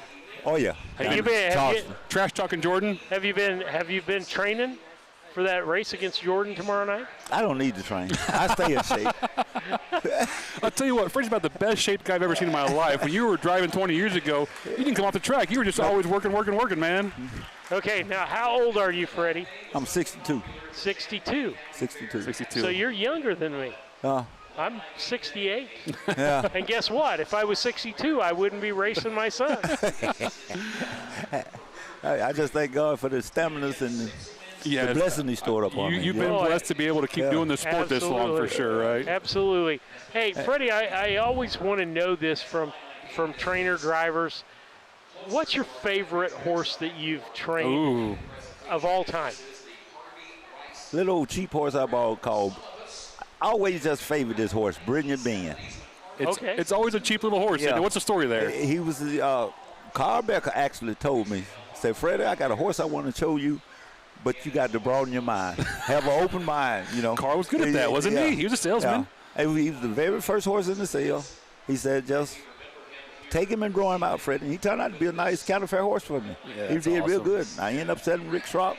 Rick Sock sold him to Homer Hartsteller, and then he went on to race. No, so he had well. a nice little career there. Yeah, real nice. Yeah, every horseman I think has got that favorite horse. You've got to, you think of them as your kids, and like you don't have a favorite kid, but you do because there's different circumstances with each one of those horses. Exactly. It's just I actually was torn between Brilliant Ben and Jordan Jewell. Jordan Jewell was a horse I got in a deal from Ron Phillips. Okay. He was a Mantis. She's a Mantis. Mantis filly, yeah. I mean, she was a Mantis filly, and she went on. She did real well. I raced her approximately 7-8 times, and I sold out east. Now, Jordan told me that she was the last Mantis to race. Does that sound about right? Last Mantis, that following winter, someone had bought Mantis, and they were hauling them back up north and flipped the trail and killed him and several mares. We had a lot of Mantises go through the Allen Bowen barn. I remember they all had ratty little no tails. Remember that? They had tails about this long on them. That's it. And she came out fine, had the perfect tail and everything. She was nice. She got her mom's side of the blood then. Right. Yeah. Right. No, Mantis stood over at our neck of the woods over in Camp Point at Rudy Hendricks' farm up there. Oh, really? Yes, yep. Yeah. He was Okay. at Stone Racer. Remember Stone Racer? Oh, yeah. That was 80s and 90s, but yeah, that was way back, yeah. Way back, but. Hey, and get to work with family. That's the other part of it. I understand you got somebody up here for the summer helping you out. Is it your daughter? Or My daughter, Samaria. Helping for the summer. Yeah, well, she wanted to get out and get with Dad. She graduated school and then started college, and she got out for the summer. Well, Dad, I'm going to stay with you for a while. Is she busy with this new kitten now? Yeah. Yeah. Too busy to clean stalls? It's all about the kitten. I see her out there carrying the kitten with her everywhere she goes. Everywhere she go. Was that her on the motorized bike? Yes. Yes. Yeah. Yes. It's got to feel great though to work in a barn full of family, to have so much family around you. We come up to Illinois racing, it's halfway Pattons, It's a lot of us. They ran last night, a different last name, like Javaris and Jaquavius. Yeah. They ran cars, but they're my great nephews, them Jamaica nephews. We miss seeing Fat Man and JJ out here. They've been good to us. They're still in the chats watching away. They've been fun. It's been fun to watch them cut their teeth in Illinois, get their first wins, and now go on and win in pari-mutually. And it's just kind of a cool success story. Come from Mississippi. Yeah, JJ out working with Brian Brown. Which is Ohio. a great opportunity for him, And Jack Quaid finally got a hold in out there in New York. He doing some driving out there. I talked to Brian's wife when Fat Man went down south to work for him, and she was raving about how hard he worked, how polite he was, and that's the experience we had with him. He's just been as nice as can be, and he wants to work hard. You can tell that he wants to get dries and learn. He grew up as a joker. He always was a happy kid because he's a joker. It's a smiley baby, right? It's hard for me to believe anything he comes to me with, because I know he always joking me. He's just a down, wholesome kid. He didn't learn anything from you on that, did he? He say he did. I can't see him being mean and nasty on a football field, though. He's an all-star football player. He's always got this big smile on his face, His knees got messed up. That does happen, though. Yeah. Take a beating out there. Well, we're glad that you could join us tonight. We like talking to you guys. Any of the drivers or trainers I love getting to know you guys more and understanding. We watched harness racing for years. But being involved with Harness Tube has brought us closer to y'all. And the thing that I love is y'all have accepted Lisa and I into the barn. Yes. Willingly. And I tell people that my door is always open. Yeah. Harness racing's different than any other sport out there. You can walk through the barn. You guys are glad to see people come through because it might be a potential owner, right? You're right. Never know. I don't mind showing mine, though. No, and that's great though, because what other sport can you approach the athletes and get that hands-on contact and talk to them face to face? I mean, it's a cool sport for that aspect, right? Yes, and then again, the kids to come through. Yes, the kids to so come excited. through. You can just see stuff on their face, man. It makes me feel a lot better. Especially I guess that's why they're young. In Champaign County too, some of these kids in this area have never seen livestock up close. You know, so they come through our barn and they're seeing a 1,000-pound animal and they're just blown away. Exactly. We take it for granted. We work with them every day. Every day. It's crazy. So. Yeah. Well, and you see the kids go through and stock cars and so forth when they show those. And, you know, I've been at those open houses and I've been when kids have come through the barn, and it's a whole different thing when they see that living, breathing animal. And then they stay for the races and watch goes on at the races. Exactly. And they see the excitement of it. Exactly. What's your favorite part about day-to-day life in the barn? What's your favorite thing to do? When you wake up and go to the barn, what do you look forward to doing? Actually, nothing. Passing off to the kids, let them do the work. Is that the answer? Yeah, except for this year, because I got to do it all. You got to do it all, yeah. Yes, I'm all alone, and I got like about 12 head down there. So that's too many for you, man. Well, get Sarah in the jog cart. She can start training for you, right? Well, I guess if I had she can hold a stopwatch. I guess if I had 6, I would sit down more. So just keep me active. Exactly, right? Keeps you young. That's the very reason I told y'all in this open statement, I would stay in shape. You do. You don't stop working. That's the whole key, right? Exactly. Well, Freddie, we're getting ready for this last race of the night. Thanks for stopping by, and always appreciate you, buddy. My pleasure. Hey, man, awesome to see you, buddy. See you, man. Take care. Good to see you, Freddie. Throw that back to you. Here, Lisa. She doesn't need it back. That's fine. That was fun. This evening, here's Ken Walker.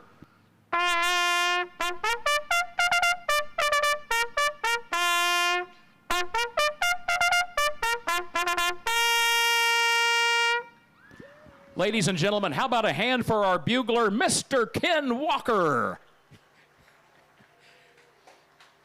I love it. I love the way he acknowledges the applause of the crowd and tips the hat. Ken, you add a lot to the card. Great to have you with us. Safe travels back home to Wisconsin. We hope to see you back with us soon on the Illinois County Fair Circuit. 11th and final race. Folks, been great to have you all with us. Horsemen, please return your saddle pad numbers. We would appreciate that. Here we go for the finale. They are off and trotting. GJ's Moxie Star off stride. In the meantime, there goes Shady Maple Caddy out for the early lead, and Shady Maple Caddy will guide the field around the first turn, leading approaching Anawan by 2 lengths. Another length and a half then as they head off the first turn to Fox Valley Pride, who travels in the 3rd position by 2. Sunburnt Senorita is 4th, and a dozen more lengths back to GJ's Moxie Star, the distant trailer after that costly break at the start, now just trying to catch up with the front 4. They go by the quarter. It is Shady Maple Caddy with the lead. Shady Maple Caddy by a length and a half. Oh, Fox Valley Pride just broke stride. Fox Valley Pride broke stride while racing third. 32-1 for the quarter. Thank you, Mark. 32 and 1/5 seconds. So after 3/8 of a mile now, Shady Maple Caddy is the leader. Wyatt Avenatti hoping for 2 things. He's hoping for his 7th win of the night, and he wants to win for his grandpa, who's the owner and trainer, halfway home in the Champaign County Fair Association race. It is still Shady Maple Caddy leading it by a length. Approaching Anawan goes 2nd by 3. Sunburnt Senorita 3rd. 103 and 4 for the half. 103 and 4. And then a gap of 8 more lengths back to GJ's Moxie Star in 4th, and a margin of nearly 20 more back to Fox Valley Pride, who is last of the 5. Up the backstretch they go. The leader is Shady Maple Caddy. Leads it by 3 lengths. Approaching Anawan. Has been there since the start and is still there and picks up the tempo in 2nd, and a gap of 3 more lengths to Sunburnt Senorita in the 3rd position. Approaching Anawan, trying to chase down the leader. 135 and 3 at the 3/4, 135 and 3, but Shady Maple Caddy maintains the advantage. Folks, I don't know when the last time was we had a winning horse at this fair trained by someone 86 years of age or older, but here comes Shady Maple Caddy, hanging tough, chased by approaching Anawan, and Shady Maple Caddy has won it. Shady Maple Caddy by a length on the line. And again, Earl Avenatti, the grandfather of your winning driver, Wyatt Avenatti. Earl, we saw him on the backstretch earlier this evening. He looks fantastic. 86 years of age. You would never guess it. Mark, what's the time? 2:06.4, the time for the mile, 2:06.4. What a way to wrap up, and we'll meet the winner of race 11 in just a moment. This will send us scrambling through the record books tonight. I can't imagine too many times in the history of the Champaign County Fair that we've had a winning horse trained by someone 86 years of age or older, but we saw it happen here tonight. We'll meet the winner next. Congratulations, Harrison on the win. Wins the picks tonight. Beats me by 10 points. It was close in this last race. I thought I had him, but he wins this one by 10. So real quick, David, I've got some quick things here. Sure. Somebody sent us a name, Straw Boss T, after a Cutter quarter horse from King Ranch that my late grandfather owned. Great service, folks. Thank you so much. Straw Boss T. How about that? Yeah, how about that? And got some loving going out here for things. Oh, boy. Alan Broski. Cubs over Take the that Cardinals off the screen. I don't want to see that crap. Absolutely. Alan, hey, the game ain't over yet. We'll give Alan credit because he takes amazing photos, but Wyatt that kind Avenatti will trash lead all talk drivers with 7 wins tonight. Him His and brother Lisa. Matt also had a driving double this evening. Among trainers, Dave Avenatti and Kevin Miller atop the standings with 3 wins each. Pretty special evening for driver Wyatt Avenatti because in and amongst those 7 wins tonight, he wins his grandmother's memorial race, and then he wraps up the night by winning for his grandfather, who is the co-owner and the trainer of Shady Maple Caddy. Again, we will start digging through the record books tonight to see when the last time was, if ever, someone 86 years of age or older trained a winner at the harness races here at Champaign County. Folks, 7 times a winner tonight. How about a hand for young Wyatt Avenatti? Young. Yeah. Makes me feel old. So Wyatt brings the winner trackside. And he gets ready to receive congratulations, including from his grandfather. There's Earl Avenatti in the white shirt. An excellent horseman. He has trained so many top horses through the years. A lot of his friends know him as Tony. Family that is proud of its Italian heritage. If memory serves, they trace their roots back to the north of Italy. And the family immigrated here to the States, if memory serves, in the late 19th century. And the Avenatti family, who for the most part make their home near Chrisman, Illinois, they wrap up the night with a win and take home that Champaign County Fair Association blanket. Mr. Avenatti, congratulations, sir. Congratulations to Earl and to co-owner Malda Horn. Here's the full field rundown. It's official for race 11. Approaching Anawan was the runner-up. GJ's Moxie Star finished 4. Shady Maple Caddy, the winner. Sunburnt Senorita, 3. And Fox Valley Pride finished 5. They got the quarter 32-1, the half and 103-4, 3/4 135-3, and the mile 206-4. It reads down 241-35. Shady Maple Caddy, the winning 3-year-old filly, is by Southwind Chrome. I want to thank everybody for watching and listening tonight. We'll be on the air about 5 o'clock. I want to thank Freddie Patton Jr. for that interview, too. I want to make sure I give him a shout-out on that. Absolutely. Thanks again, Freddie, for that. Appreciate all of his time. We love it when anybody stops by the booth and gives us a shout. It's always interesting to learn something. We'll see you tomorrow night in the winner's circle. Take care, guys. Thank